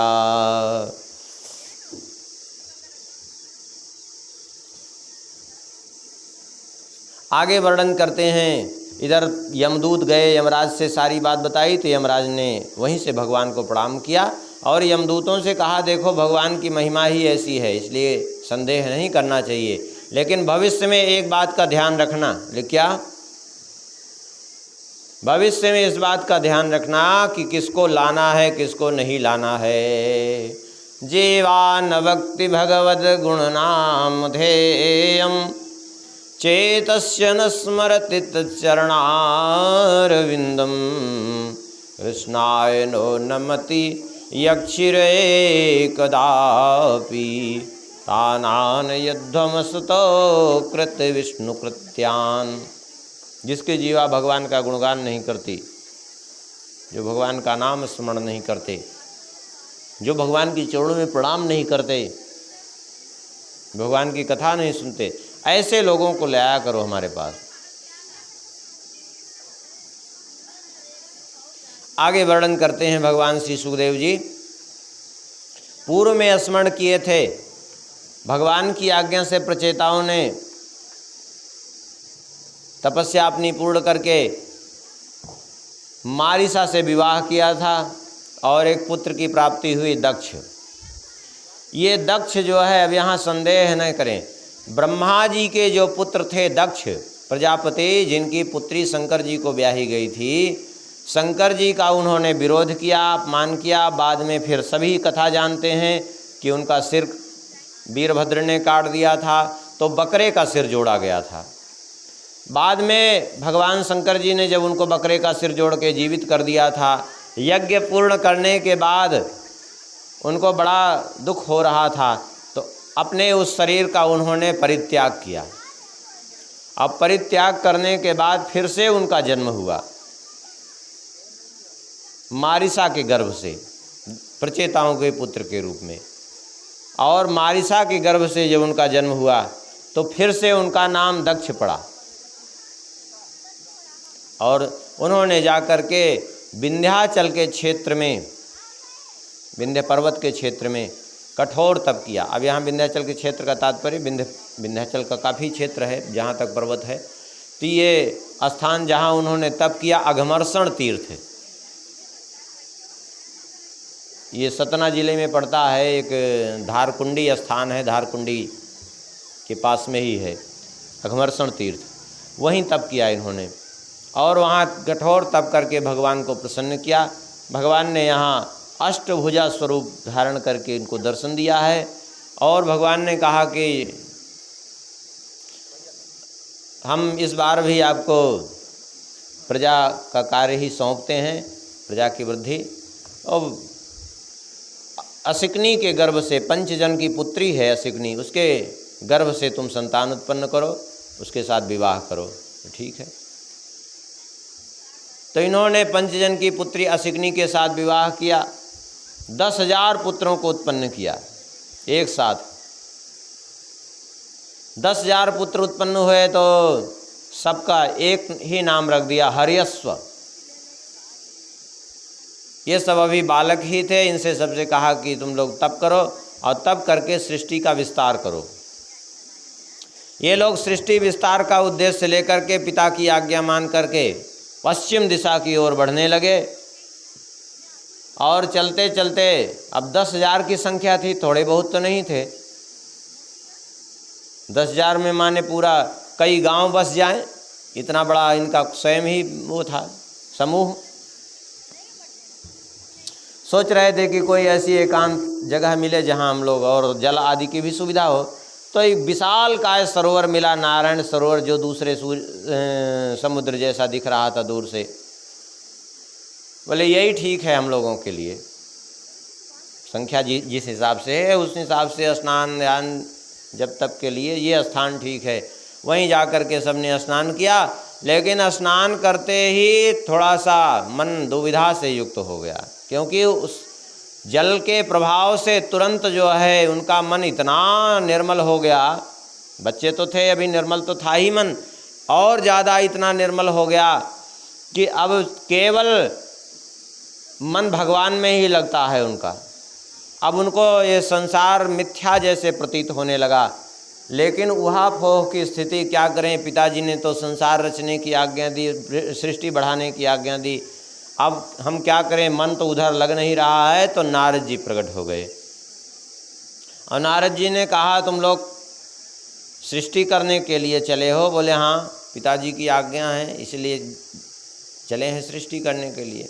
बोले तुम लोग महामूर्ख हो, क्या तुमने पृथ्वी का विस्तार देखा है? बोले नहीं देखा है। बोले जब तुम पृथ्वी का विस्तार ही तुमने नहीं देखा है तो सृष्टि क्या खाक करोगे? तात्पर्य यह था नारद जी कहने का, देखो जैसे मान लिया तुम चल दिए सृष्टि करने के लिए, माने बच्चे को पैदा करने के लिए, और तुमको स्वयं ही पता नहीं कि तुम्हारे पास कितनी भूमि है। मान लिया तुम बच्चे पैदा कर दिए और तुमको पता नहीं कि हमारी भूमि कहाँ है, हमारे पास कितनी भूमि है। अब बच्चों से कह दो जाओ खेत जोतो, तो क्या करेंगे? दूसरे का खेत जोतेंगे क्या? हाँ, पता तो होनी चाहिए कि तुम्हारे पास है क्या, तब तो सृष्टि करोगे, तब तो उसको प्रजा को रखोगे। तो पृथ्वी का विस्तार तुम स्वयं ही नहीं जानते हो, क्या करोगे तुम? मेरी ये बात तो सही कह रहे हैं आप, तो हम क्या करें? तो 2 कूट श्लोक नारद जी ने कहा। बोले तथा एक पुरुषम राष्ट्रम विलम चा दृष्ट निर्गमम बहुरूपाम स्त्रियम चापी पुमांसम पुंशलीपतिम नदीमुभय तो वाहम पंचाद्भुतम गृहम क्वचिदहंसम चित्र कथम क्षौरपभ्यम स्वयं भ्रमिम।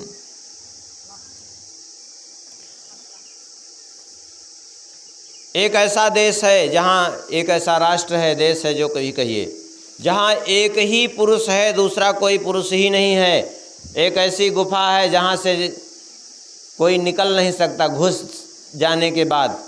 एक ऐसी स्त्री है जो बहुरूपिणी है, एक ऐसा पुरुष है जो कुल्टा का पति है, एक ऐसी नदी है जो दोनों ओर बह रही है, एक ऐसा घर है जो 25 तत्वों का बना है, एक ऐसा हंस है जिसकी कथा ही बड़ी विचित्र है,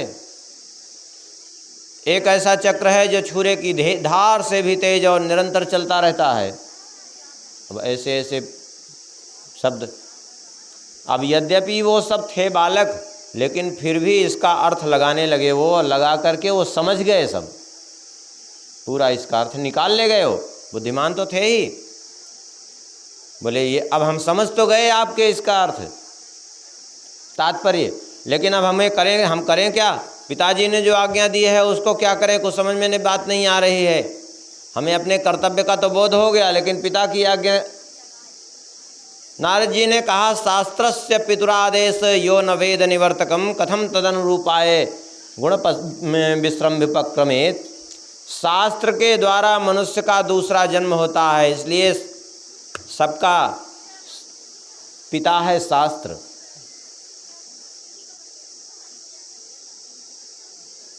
और शास्त्र कभी किसी को प्रवृत्ति की ओर नहीं ले जाता है। बस सब नारद जी के चरणों में पड़े, बोले अब तो हम पर कृपा करिए। नारद जी से दीक्षा लेकर के सब के सब जो है विरक्त भाव से भजन करने लगे। और भजन करते करते सब, अभी चूँकि छोटी अवस्था थी, मन में कोई विकार तो आया नहीं था कि उसको पहले शुद्ध करें फिर उसके बाद जो है आगे कुछ कल्याण हो। तो मन पवित्र था ही, सब जो है भजन करके भगवान के धाम को प्राप्त हो गए। लौट के ही नहीं आए कोई, जब तो नारद जी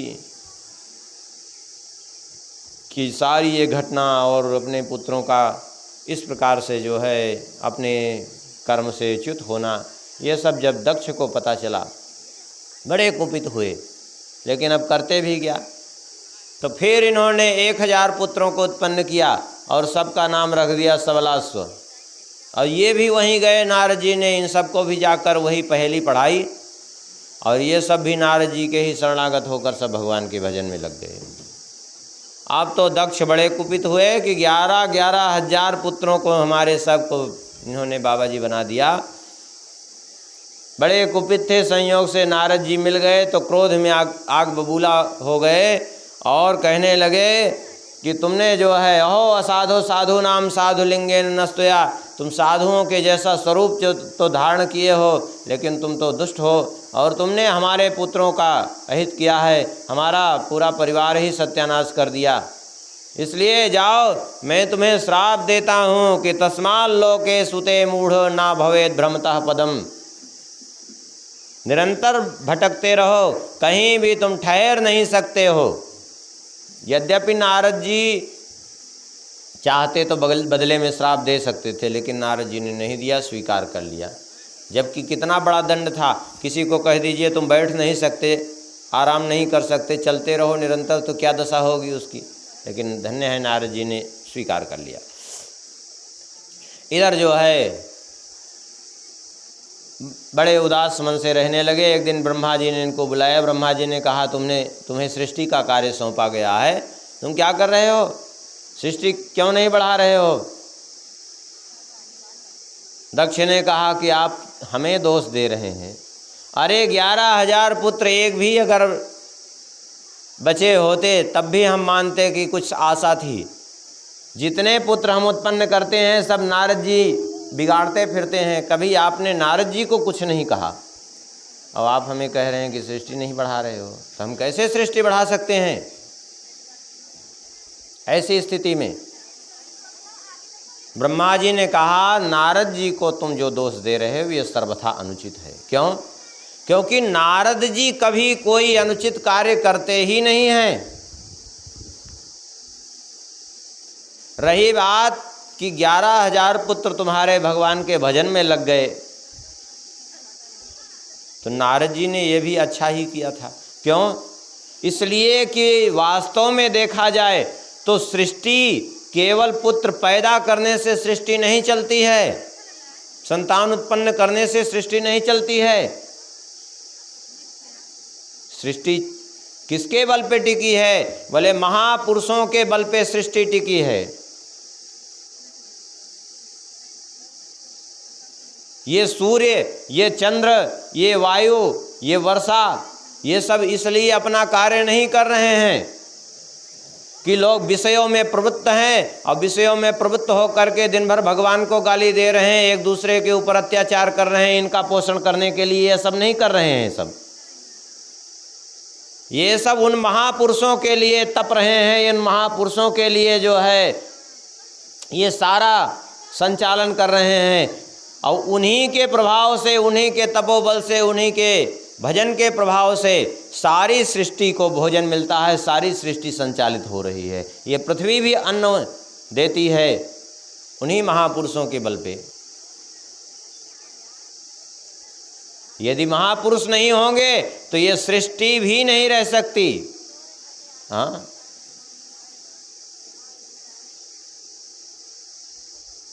संत न होते जगत में तो जरि जातो संसार।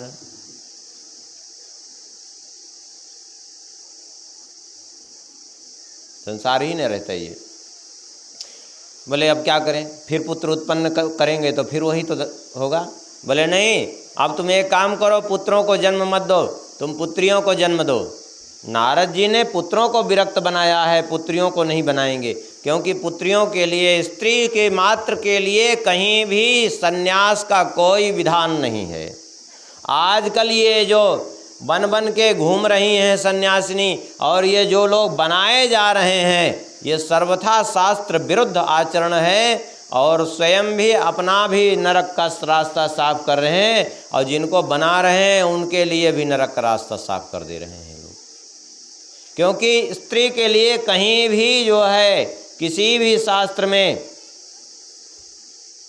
शास्त्र जा कर के इस तरह से विरक्त होना और सन्यास लेना, ये सब कहीं कोई शास्त्र विधि नहीं है। ये सब केवल मनमाना आचरण है, और मनमाना आचरण जीव को सदा पतन की ओर ही ले जाता है। केवल बस ऐसे चल रहा है एक दूसरे के देखी देखा।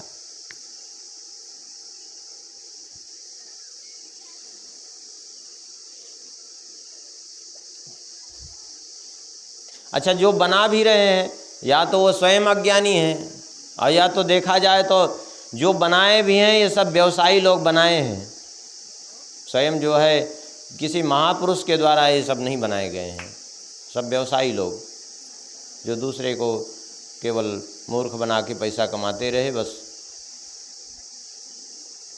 तो इन्होंने फिर 60 पुत्रियों को जन्म दिया और उन 60 पुत्रियों से इतना विस्तार हुआ सृष्टि का कि सारी सृष्टि भर गई। इन 60 पुत्र में इन्होंने 10 पुत्रियां धर्म को ब्याही, 13 कश्यप जी को ब्याही, 27 चंद्रदेव को ब्याही जो 27 नक्षत्र कहलाए, 2 भूत को, 2 अंगिरा को, 2 कृशास्व को, और शेष जब 4 बचे तो उनको फिर तार्क्ष नाम कश्यप को ब्याह दी। तो इस तरह से इन्होंने सब का विवाह किया और इनसे सब प्रकार की सृष्टि हुई। इतना सृष्टि का विस्तार हुआ इनसे। इन्हीं में विशेष करके कश्यप जी अदिति से देवता हो गए, दिति से दैत्य हो गए, धनु से दानव हो गए, सुरभि से गाय भैंसों का जन्म हो गया और तिमी ने जल जंतुओं को जन्म दे दिया, सुरसा ने जातुधानों को, सर्पों को भी जन्म दे दिया, विनीता ने गरुण और अरुण को जन्म दे दिया, कद्रू ने सर्पों को जन्म दे दिया और जो है पतंगी ने पक्षियों को जन्म दे दिया, यामिनी ने कीट पतंगों को जन्म दे दिया। बहुत विस्तार हुआ। हर प्रकार की जितनी सृष्टि है सब इन्होंने सबने उत्पन्न कर दी। ये सब सामर्थ्यवान थी, सब ऋषि भी सामर्थ्यवान थे, इसलिए इन्होंने अपनी इच्छा से जैसा संकल्प किया वैसे प्रकट करते गए सृष्टि। आगे वर्णन करते हैं कि एक बार की बात है, देवराज इंद्र को बृहस्पति जी त्याग करके चले गए थे। कारण ये हुआ था कि बृहस्पति जी पहुँचे सभा में, तो देवराज इंद्र ने उठ करके आदर नहीं किया, तो बृहस्पति जी चले गए वहाँ से, क्योंकि जहाँ अनादर हो वहाँ जाना नहीं चाहिए। बाद में देवराज इंद्र को पश्चाताप हुआ, ढूंढे भी तो नहीं मिले। दैत्यों को पता चला तो आक्रमण करके स्वर्ग पर अधिकार कर लिया। तब जो है ब्रह्मा जी के पास गए तो ब्रह्मा जी ने पहले तो देवराज इंद्र को बहुत फटकारा कि तुमने एक ब्रह्मज्ञानी महापुरुष का अपमान किया, और उसके बाद उपाय बताया कि विश्वरूप ही तुम्हारा उद्धार कर सकते हैं। त्वष्टा के पुत्र विश्वरूप को जाकर के गुरु बनाया, लेकिन विश्वरूप की माता जो रचना थी वो दैत्य कुल की थी, इसलिए अपनी माता के कहने से इन्होंने कुछ दैत्यों के बल की भी वृद्धि की, इसलिए जो है देवराज इंद्र ने इनका सिर काट लिया। यद्यपि देवराज इंद्र को पहले इन्होंने नारायण कवच से सुरक्षित कर दिया था, राज्य भी इनको वापस दिला दिया था विश्वरूप जी ने। ब्रह्म हत्या लगी तो ब्रह्म हत्या को 4 भागों में विभाजित किया इन्होंने, देवराज इंद्र ने। ब्रह्म हत्या का 1/4 इन्होंने पृथ्वी को दिया, 1/4 वृक्षों को दिया, 1/4 जल को दिया और 1/4 स्त्रियों को दिया।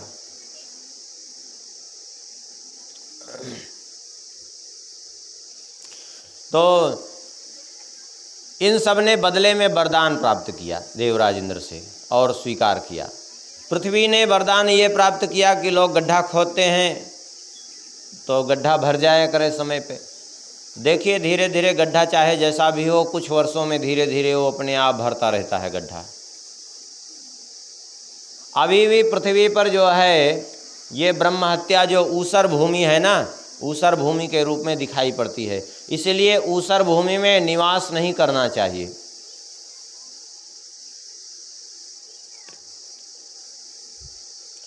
ब्रह्म हत्या का 1/4 जल को दिया।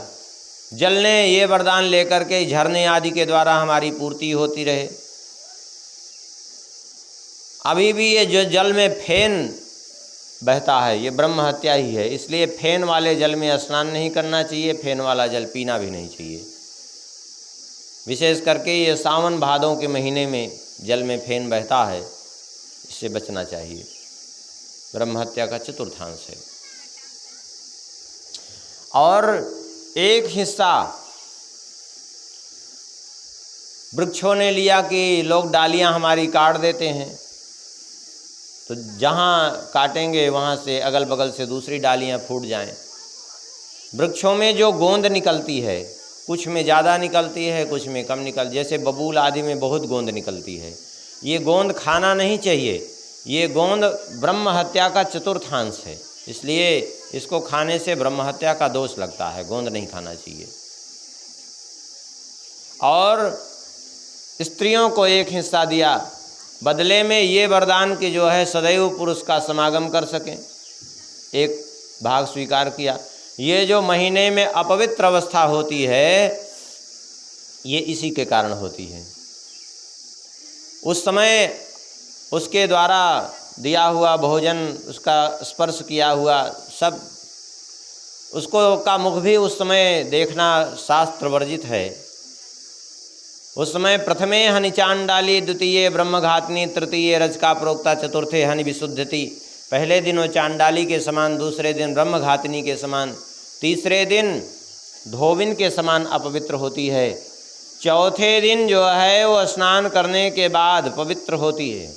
लेकिन एक बात ध्यान दीजिए, कभी कभी किसी को बीमारी रहती है तो ज़्यादा समय भी लग जाता है, 5-6 दिन भी लग जाता है, तो उसका उतना दिन फिर माना जाएगा। चौथे दिन स्नान करके वो पवित्र होती है, लेकिन केवल पति की सेवा कर सकती है। बाकी भोजन आदि बनाने का कार्य और पूजन आदि का कार्य ये सब 5वें दिन से ही प्रारंभ होता है, उसके पहले नहीं। कुछ लोग कहते हैं हम तो मानते ही नहीं। अरे तुम मानो या ना मानो, लेकिन वास्तविकता को बदला नहीं जा सकता। हाँ, अग्नि सामने पड़ी हो, कह दो हम मानते ही नहीं कि अग्नि है, हम तो उठाएंगे इसको, तो उठाओगे तो फिर जलोगे, सीधी बात है। नकल करेंगे कि वो तो टीवी सीरियल में दिखाते हैं कि इसमें दिखाते हैं, उसमें दिखाते हैं। अरे उसमें दिखाते हैं कि किसी को का सिर कटा हुआ, एक दिन अपना सिर काट करके देखो। रावण को दिखाते हैं कि अपना सिर काट करके चढ़ा दिया, अपना हाथ काट करके दिखाओ, देखो फिर से जुड़ती है वो। अरे उसमें क्या दिखा रहे हैं वो छोड़ो। इन सब को वरदान दिया, फिर इन सब ने कहा कि हम हमारे लिए कुछ संशोधन कर दीजिए थोड़ा। क्या पूरा ही भोगना पड़ेगा हमें? तो इंद्र ने संशोधन किया, थोड़ा थोड़ा संशोधन। क्या किया? बोले पृथ्वी को जो है यह वरदान दिया कि ठीक है, जब तुम्हारे शयन काल की अवस्था में कोई भूमि खोदेगा अथवा आर्द्रा नक्षत्र पर जिस समय चंद्रमा होंगे उस समय भूमि खोदेगा, तब जो है उसको ब्रह्म हत्या का दोष तुम्हारे अंश से उसको भी मिलेगा। इसलिए जो है आर्द्रा नक्षत्र में, अम्बुवाची योग में, और जो है भूमि के शयन की अवस्था में भूमि का खनन नहीं करना चाहिए। इसीलिए शास्त्र में विचार किया गया है कि नींव कब खोदनी चाहिए, करना चाहिए, कब करना चाहिए।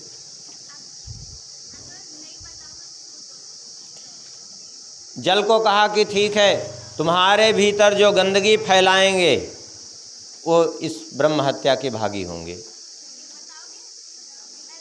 जो कुल्ला करेंगे, थूकेंगे। आजकल लोग जाते हैं स्नान करने के लिए, गंगा जी में भी कुल्ला करते हैं, थूकते हैं। अब आज तो समय कम है, किसी दिन अवसर लगेगा तो तीर्थ की महिमा नहीं, तीर्थ कैसे जाना चाहिए उसका विवेचन भी करेंगे, लेकिन अभी आज करेंगे तो समय का अभाव है, ज़्यादा चलना है आगे। तो जल को संशोधन किया, पृथ्वी और वृक्षों को ये संशोधन किया कि अमावस्या के दिन जो वृक्ष काटेगा, उनकी डालियों को काटेगा, उसको भी ब्रह्म हत्या का भागी बनना पड़ेगा।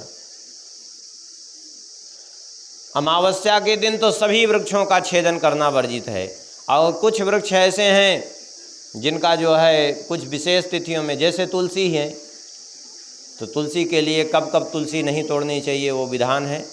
तो उसका जो है वैधृतौ चवति पाते भौम भार्गव भानुषु पर्वद्वये च संक्रांतौ द्वादश्याम सूत के द्वयो। वैधृति और व्यतिपात योग में रविवार, मंगलवार, शुक्रवार के दिन में द्वादशी, अमावस्या, पूर्णिमा, इन तिथियों में तुलसी तोड़ना नहीं चाहिए, नहीं तो दोष लगता है। अमावस्या को तो कोई भी वृक्ष हो, किसी वृक्ष का छेदन नहीं करना चाहिए। ऐसे कुछ अलग अलग वृक्षों के लिए अलग अलग दिन भी निश्चित किए गए हैं देवताओं के अनुसार। और स्त्रियों ने कहा कि हमको भी कुछ संशोधित कर दीजिए हमारे लिए भी, तो बोले ठीक है, तुम्हारी अपवित्रावस्था में जो तुम्हारा समागम करेगा वह भी पाप का भागी होगा, इसलिए उस समय दूर ही रहना चाहिए।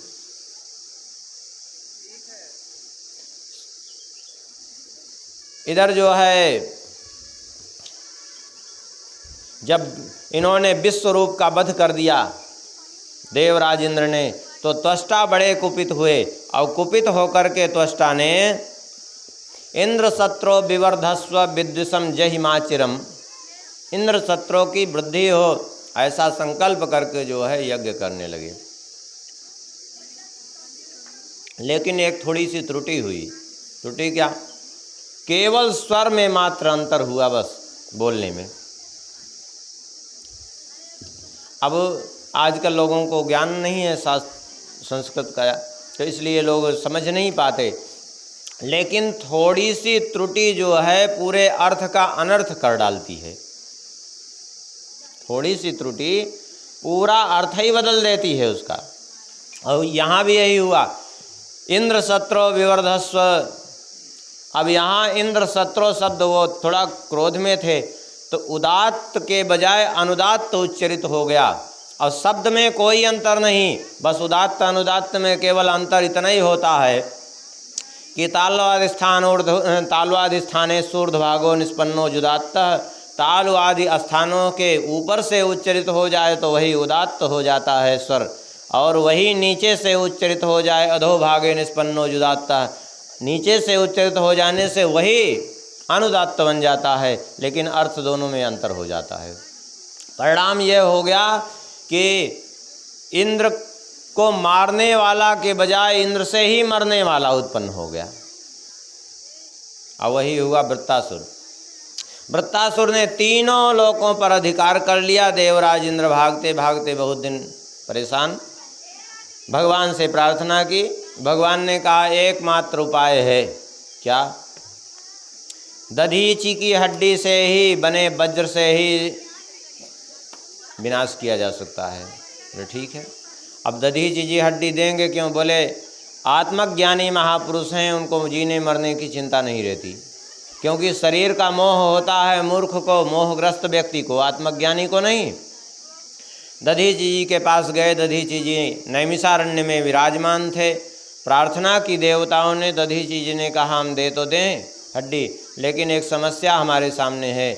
हमने संकल्प किया था पृथ्वी के संपूर्ण तीर्थों में स्नान करने का, और अभी तक हमने स्नान नहीं किया संपूर्ण तीर्थों में। यदि हम अभी देह का परित्याग करते हैं तो निश्चित रूप से फिर से हमको जन्म लेना पड़ेगा। इसलिए आप लोग प्रतीक्षा करिए, कुछ समय बाद लौट करके आइए, हम जा रहे हैं स्नान करने। प्रयास करेंगे अधिकाधिक तीर्थ एक एक दिन में हो। देवताओं ने विचार किया कि पृथ्वी पर तीर्थों की संख्या तो असंख्य है, हाँ, न जाने कितने हजारों वर्ष लगेंगे इनको, कब तक अत्याचार सहन करेंगे। देवताओं ने कहा कि ऐसा है कि अब आप तीर्थों में मत जाइए, हम तीर्थों को यहीं बुलाते हैं, सारे तीर्थों को। देवराज इंद्र ने आवाहन किया, सारे तीर्थ वहीं प्रकट हो गए। इसलिए उस मिश्रिक तीर्थ में सारे तीर्थ विद्यमान हैं। पृथिव्याम यानि तीर्थानि तानि तीर्थानि नैमिषे। पृथ्वी पर जितने भी तीर्थ हैं वो सारे तीर्थ नैमिष के उस मिश्रिक तीर्थ में विद्यमान हैं। उसी में स्नान करके इन्होंने अपने देह का परित्याग किया, तो उससे वज्र का निर्माण हुआ। देवराज इंद्र जो है वज्र लेकर के वृत्तासुर के सामने उपस्थित हुए युद्ध करने के लिए, और वहीं वृत्तासुर ने भगवान की दिव्य स्तुति की है, क्योंकि उनको सब जगह भगवान ही दिखाई पड़ रहे थे। बहुत बढ़िया 4 श्लोकों में वैष्णव का धर्म अर्थ काम मोक्ष चतुर्विध पुरुषार्थ निरूपण कर दिया। अहम हरे तो पादैक मूल दासानुदासो भवितास्मि भूयः मनः स्मरेता सुपतेर्गुणास्ते गृहीत्वा कर्म करोतु कायः। कहते हैं हे हरे, हे प्रभु, मैं आपके दासों का दास बनना चाहता हूँ। मन सदैव आप में लगा रहे, शरीर से सदैव आपकी सेवा होती रहे, और सदा आपके प्राण प्यारे भक्तों की सेवा में हमारा जीवन समर्पित रहे। बस यही चाहिए और कुछ नहीं। आपके नहीं बल्कि आपके दासों के दास बनने की हमारी इच्छा है। ये है वैष्णव मात्र का धर्म, भक्त का धर्म। और हमें स्वर्ग का राज्य नहीं चाहिए, हमें ब्रह्मा जी का पद नहीं चाहिए, रसातल लोक का राज्य, सार्वभौम सम्राट कुछ नहीं चाहिए, योग की सिद्धियां और मोक्ष भी नहीं चाहिए। न नाक पृष्ठम न च पारमेष्ठम न सार्वभौमम न रसाधिपत्यम न योग सिद्धिर पुनर्भवम वा समंजसत्वा विरही आकांक्षे। केवल आपका विरह चाहिए, बस यही सबसे बड़ा भक्त का धन है। और काम क्या है? बोले अजात पक्षाय मातरम खगास्तन्यम यथा वत्सतराच्छुधार्ता प्रियम प्रिये वव्युसितम विसन्ना मनोरविंदाक्ष दीक्षते त्वाम। कैसे भगवान का विरह चाहिए? बोले भगवान को प्राप्त करने की कैसी लालसा चाहिए? बोले अजात पक्षायो मात्रम खगा। जैसे जिस पक्षी के पंख नहीं उगे हैं, वह पक्षी जब विकल होता है, माने पक्षी का छोटा सा बच्चा भूख से विकल होकर के अपनी माँ की प्रतीक्षा करता है कि वो माँ आएगी और दाना उसके मुख में डालेगी, क्योंकि उड़ नहीं सकता, कहीं जा नहीं सकता, कुछ इकट्ठा नहीं कर सकता, इसलिए माँ की प्रतीक्षा करता है, निर्भर है उस पर। दूसरा उदाहरण दिया, स्तन्यम यथा वत्सतरा क्षुधार्ता। अत्यंत छोटा बछड़ा जैसे भूख से विकल होकर के गाय की प्रतीक्षा करता है कि कब आएगी चर करके वन से और मैं उसका दुग्ध पी करके तृप्त होऊंगा। और तीसरा उदाहरण दिया जो सर्वोत्कृष्ट उदाहरण, एक पतिव्रता स्त्री। पतिव्रता जैसे बाहर गए हुए पति की प्रतीक्षा करती है। जैसे बाहर पति गया है और उसके आने का समय हो गया है,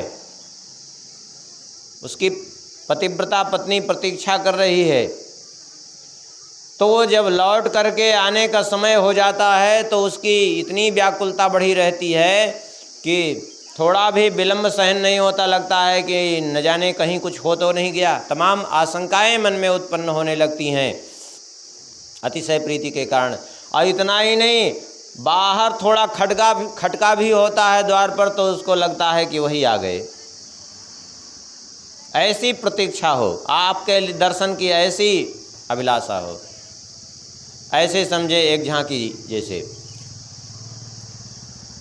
श्री वृंदावन के निकुंजवन में श्री राधा रानी श्याम सुंदर के लिए सुंदर सैया बना रही हैं, और उस सैया का निर्माण कर रही हैं। कैसे? सुंदर पत्रों से, पुष्पों से सैया का निर्माण कर रही हैं और प्रतीक्षा कर रही हैं श्याम सुंदर की।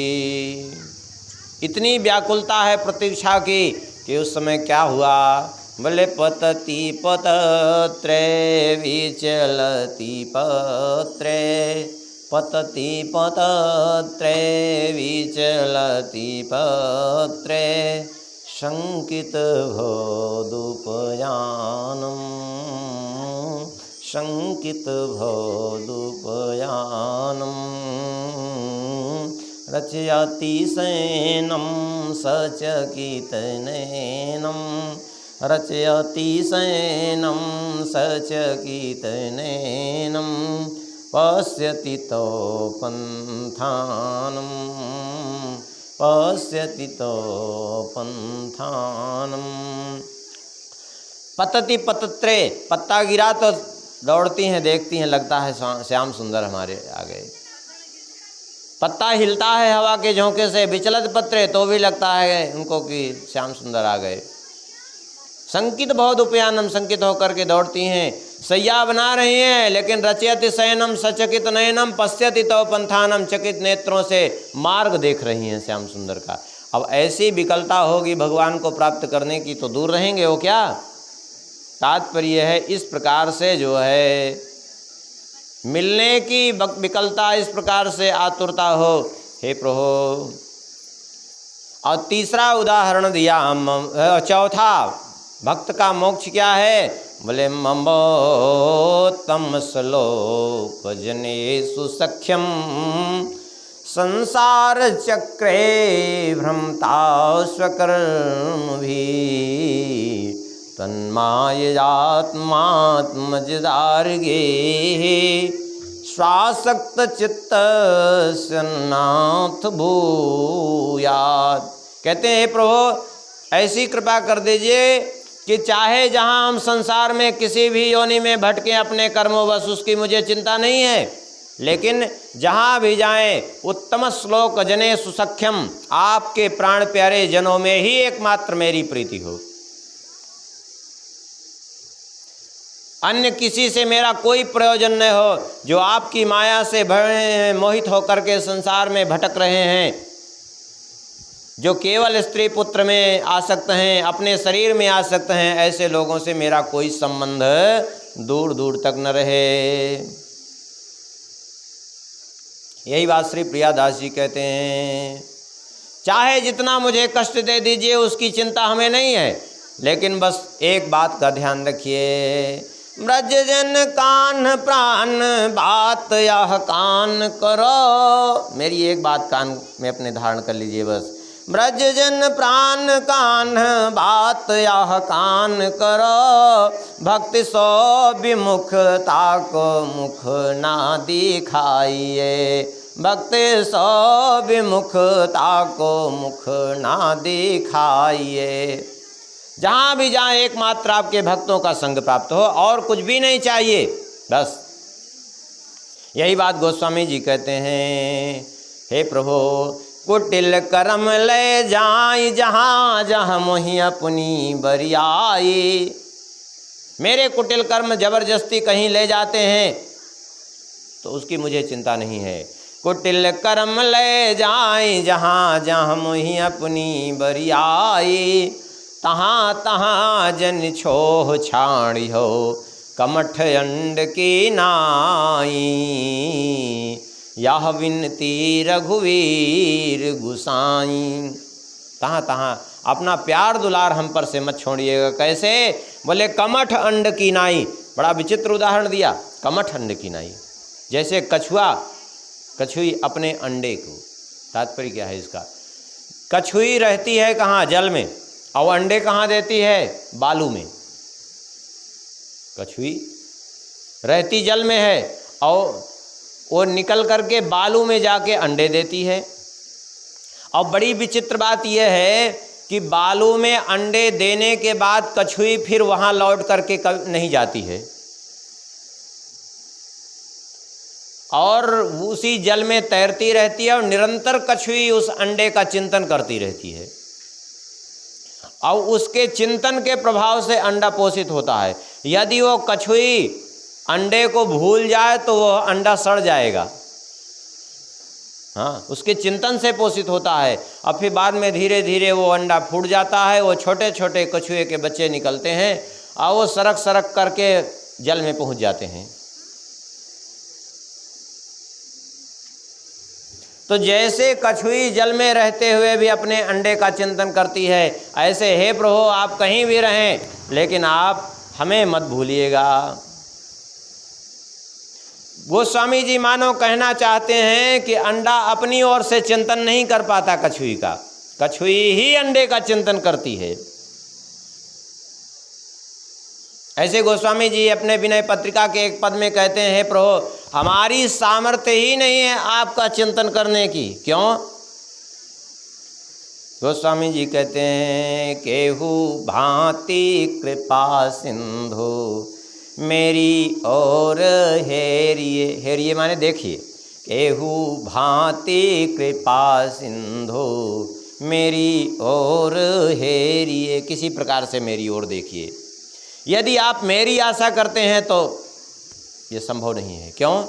क्योंकि साहस से लाते अति जड़मती भई है। साहस से लाते अति जड़मती भई है। कासो कहूँ के ही गति पाह नहीं दई है। हमारी बुद्धि तो हजारों हजारों शिलाओं से भी अत्यंत जड़ है। और दूसरे हम किससे कहें? कौन ऐसा है संसार में जिसने पत्थर का भी उद्धार किया है? तात्पर्य यह है, हे प्रभु, जैसे शिला रूप में पड़ी हुई अहिल्या आपके पास नहीं आई थी, आप स्वयं ही अहिल्या के पास गए थे उद्धार करने के लिए, ऐसे ही हम सर्वथा एक जड़ पत्थर के समान हमारी बुद्धि है। हम आपका स्मरण नहीं कर सकते, आप तक हम नहीं पहुंच सकते। आपको ही अपनी ओर से कृपा करनी होगी। ये है गोस्वामी जी के एक एक दोहे में, एक एक चौपाइयों में, एक एक पद में अद्भुत रहस्य भरा हुआ है। चाहे कोई कितना अध्ययन करे, गोस्वामी जी के दोहे चौपाइयों की कोई था नहीं है। हाँ, ऐसे नए नए रहस्य निकलते हैं और कोई रहस्य छोड़ा नहीं गोस्वामी जी ने। संपूर्ण शास्त्रों का ऐसा विवेचन किया है, कुछ ही नहीं।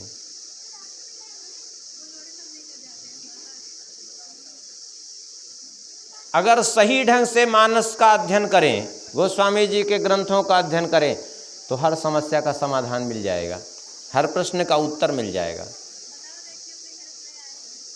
क्रिया में मिलेगा, वो भी प्रत्यक्ष भले न दिखे। अब जैसे अभी कल है, परसों है, चर्चा हो रही थी फूल तोड़ने के, बिना स्नान किए लोग फूल तोड़ लेते हैं। अब जो लोग स्नान कहते हैं कि फूल तोड़ने का, अब नहीं समझ में आता तो गोस्वामी जी से ही उदाहरण ले लीजिए। क्या श्री राम जी उठे, उठ करके स्नान आदि किए, संध्या वंदन आदि किए, फिर मुनिवर विश्वामित्र जी की आज्ञा हुई, तब लेन प्रसून चले दो भाई। क्या लिखा है कि बिना स्नान किए गए थे क्या फूल लेने के लिए? अरे सब कुछ वहीं लिखा है, गोस्वामी जी ने कुछ नहीं छोड़ा है। लेकिन गोस्वामी जी के ग्रंथों का अर्थ समझना, गोस्वामी जी के उसका अर्थ समझना इतना सहज नहीं है जितना जो है सहज दिखता है। सारा रहस्य शास्त्रों का वर्णन है, लेकिन जब दूसरे ग्रंथ जितने अध्ययन करते जाएंगे उतने गोस्वामी जी के जो है ग्रंथ का रहस्य ज्ञात होता जाएगा। लेन प्रसून चले दो भाई, कब गए? स्नान करके संध्या वंदन करके गए कि नहीं गए? तो ये कहाँ लिखा है कि बिना स्नान किए गए? क्रिया में उसी को लिख दिया है, बस इतने है। उसको क्रिया में घटाया है कि अपने से कोई उसका अर्थ बिगाड़ करके, फिर भी लोग बिगाड़ते हैं अर्थ गोस्वामी जी के उसका, लेकिन फिर भी गोस्वामी जी ने इतना प्रयास किया है कि क्रिया में सब कुछ घटा दिया है।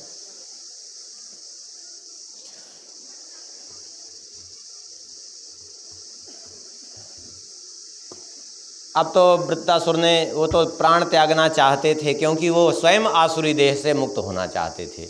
इसलिए उन्होंने देखा कि देवराज इंद्र तो किसी तरह आगे ही नहीं बढ़ रहे हैं मारने के लिए, तो देवराज इंद्र को ऐरावत हाथी समेत ही निगल लिया, वज्र समेत।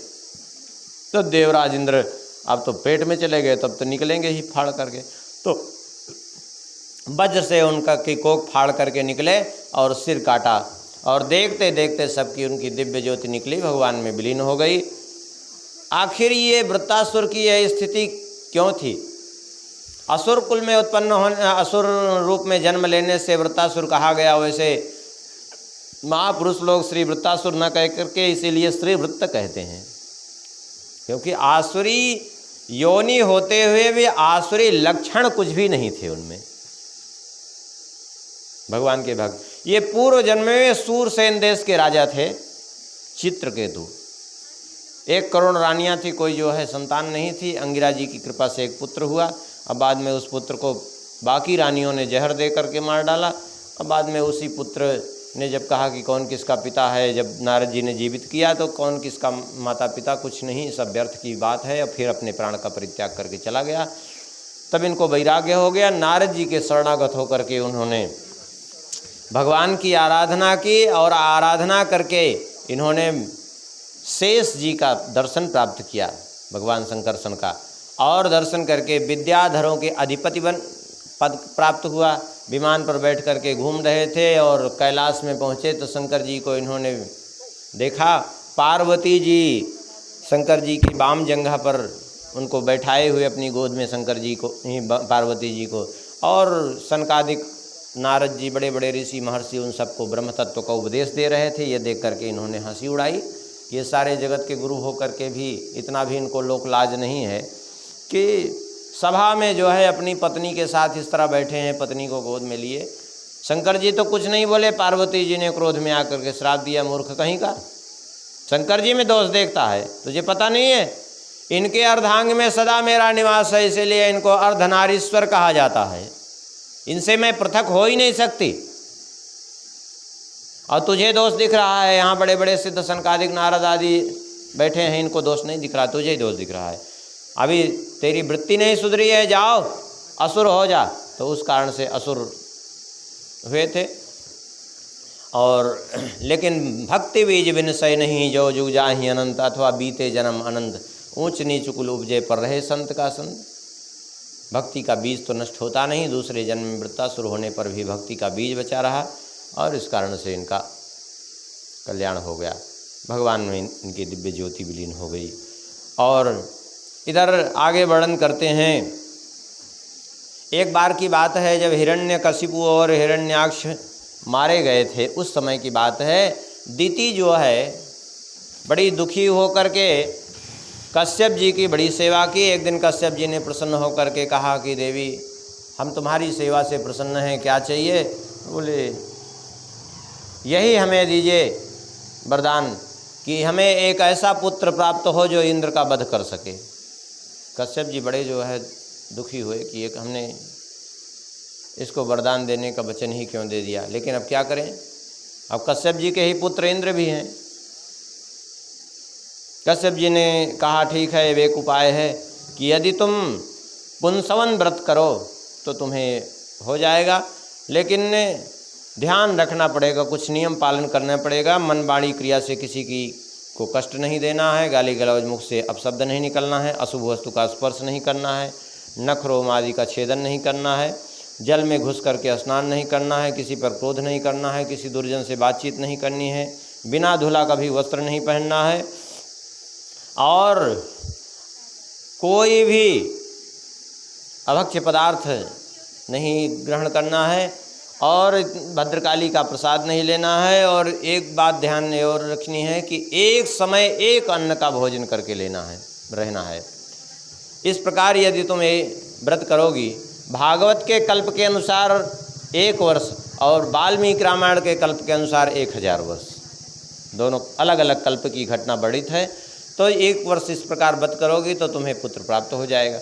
और बड़े मनोयोग से किया, करते करते दुर्बल हो गई थी, लेकिन एक दिन त्रुटि हो गई। इंद्र जा कर के इनकी सेवा करते थे, जल लाना, फूल लाना, सारी सेवा करते और त्रुटि ढूंढते। एक दिन एक त्रुटि हो गई। त्रुटि ये हो गई कि जो है ये बैठी हुई थी, संध्या काल के पहले एक बार भोजन करती थी दिन भर में। भोजन करने के बाद बैठ गई और अपने घुटने पर सिर रख करके बैठी, निद्रा आ गई इनको, और इनके बाल उसी समय खुल गए। अब बाल खुल करके पैर में जाके स्पर्श हो गए। एक तो ये त्रुटि हुई। दूसरे, इनके बहुत कुल्ला करने के बाद इनके मुख में कुछ जूठे का कण रह गया था, कहीं दांत में लगा रहा, जूठा रह गया था मुँह। एक दूसरी ये त्रुटि थी। और तीसरे, संध्या काल में शयन। ये सब एक साथ देख करके देवराज इंद्र गर्भ में प्रवेश किए, गर्भस्थ शिशु के 60 टुकड़े किए, फिर एक एक के 7 किए, 49 टुकड़े हो गए। और बोले हम तो आपके भाई हैं, मित्र हैं, क्यों मार रहे हो? बोले मारना हमारा उद्देश्य तुमको नहीं है, तुम चलो हमारे साथ में। हमारा जो उद्देश्य था वो पूर्ण हो चुका है, क्योंकि कश्यप जी ने कहा था कि यदि व्रत भंग होगा तो निश्चित रूप से तुम जो है वो इंद्र का मित्र बन जाएगा। ले करके सबको बाहर आ गए देवराज इंद्र। दिति ने पूछा कि क्या हुआ, ये हमने एक पुत्र की बात कही थी तो 49 कैसे हुए? देवराज इंद्र ने निश्चल भाव से सारी घटना बताई। तो बोले ठीक है ले जाओ। वे ही हुए 49 मरुदगण। अब इनसे सबसे सावधानी भी रखनी चाहिए। देखिए थोड़ी सी त्रुटि हुई थी, मुंह जूठा रह गया था तो इतना बड़ा अनर्थ खड़ा हुआ। आजकल सभी का मुंह जूठा रहता है, लोग नमकीन चबाएंगे, चाय पिएंगे, वैसे ही मुंह जूठा रहता है। कितने लोगों को तो देखा है ऐसे चलते चलते दुकान पे खड़े होंगे और समोसा लेंगे और वो ऐसे गाड़ी में डिग्गी में टांगेंगे और समोसा खाते हुए चले जा रहे हैं गाड़ी चलाते हुए। हद हो गई।